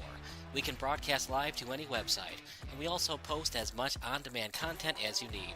For more information about SBS, check out our website at sportsbroadcastsolutions.com. Sports Broadcast Solutions, a broadcasting network for everyone. Sports Broadcast Solutions is a broadcasting network for everyone. Let SBS broadcast your sporting event. We have experience and can generate excitement and permanent digital memories for your team. Tonight. That time, finally a goal for the Stampede. We have professional videographers using high-definition modern-day cameras, color analysts, and play-by-play announcers with state-of-the-art, classy graphical scoreboards to keep you updated. Plus, we have commercials to advertise your team, club, or sponsor, and us. Plus, we do pregame and postgame interviews. Hi, everybody, and welcome to the postgame show brought to you by Marion Central Catholic. My name's Kyle Smith. Well, my name doesn't matter. These young ladies matter. It's senior night as the Hurricanes win a battle down the stretch, 48-46. Hi, I'm Carrie Kramer. I swim 50 breast, 50 free, and 100 back. Whatever your sports broadcast needs, we are at sportsbroadcastsolutions.com. Check us out and become part of the digital sporting world. Sports Broadcast Solutions is a broadcasting network for everyone. Instead of spending hundreds or thousands with all these college recruiting sites, let us put together your college highlight reel. For just a fraction of your potential college scholarship and significantly less than these recruiting services, we got this. In addition, we put together highlight reels for teams, including high school, your club team, or travel team. My teammate gave me a great pass, and I just took it. The other team slashed me, took the opportunity, saw where the goalie was weak, and I just shot it there. Solon, O'Connor, and Marsh back on defense. And Marsh gets a blowout. We got a breakaway at 2-0. A shot, and a goal! So 3-3. The power play was officially over. Whatever your sports broadcast needs, check us out at sportsbroadcastsolutions.com. Check us out and become part of the digital world. Sports Broadcast Solutions is a broadcasting network for everyone. For those of you who would like to broadcast or live stream your event, or maybe make a highlight tape, but would like a sponsor to fund the event, SBS has a myriad of ways to advertise your sponsor during our broadcasts. We have commercials. We have on-air reads by the announcers. Albatross Physical Therapy and Wellness specializes in pain-free. We have graphics, and we have watermarks. Finally, Sports Broadcast Solutions can create a commercial for you or your sponsor. Whatever your sports broadcast needs, we are at sportsbroadcastsolutions.com. Check us out and become part of the digital sporting world. Sports Broadcast Solutions is a broadcasting network for everyone. For those of you that just want raw footage of your sporting event, but no play-by-play or color commentary, you just need us to live stream video from the event over the internet. We will live stream your event on YouTube on our Sports Broadcast Solutions channel. In addition, we also have a dedicated channel on YouTube for live streaming at SBS Livestream. And if you need multiple channels, we can utilize Facebook Livestream and Instagram Live on our channel as well. Options include commercials from your sponsors, professional scoreboard graphics are still available, and of course, yes, pre- and post-game interviews are available as an option if you want. We've been working really hard this whole summer and stuff. Whatever your sports broadcast needs, we are at sportsbroadcastsolutions.com. Check us out and become part of the digital sporting world.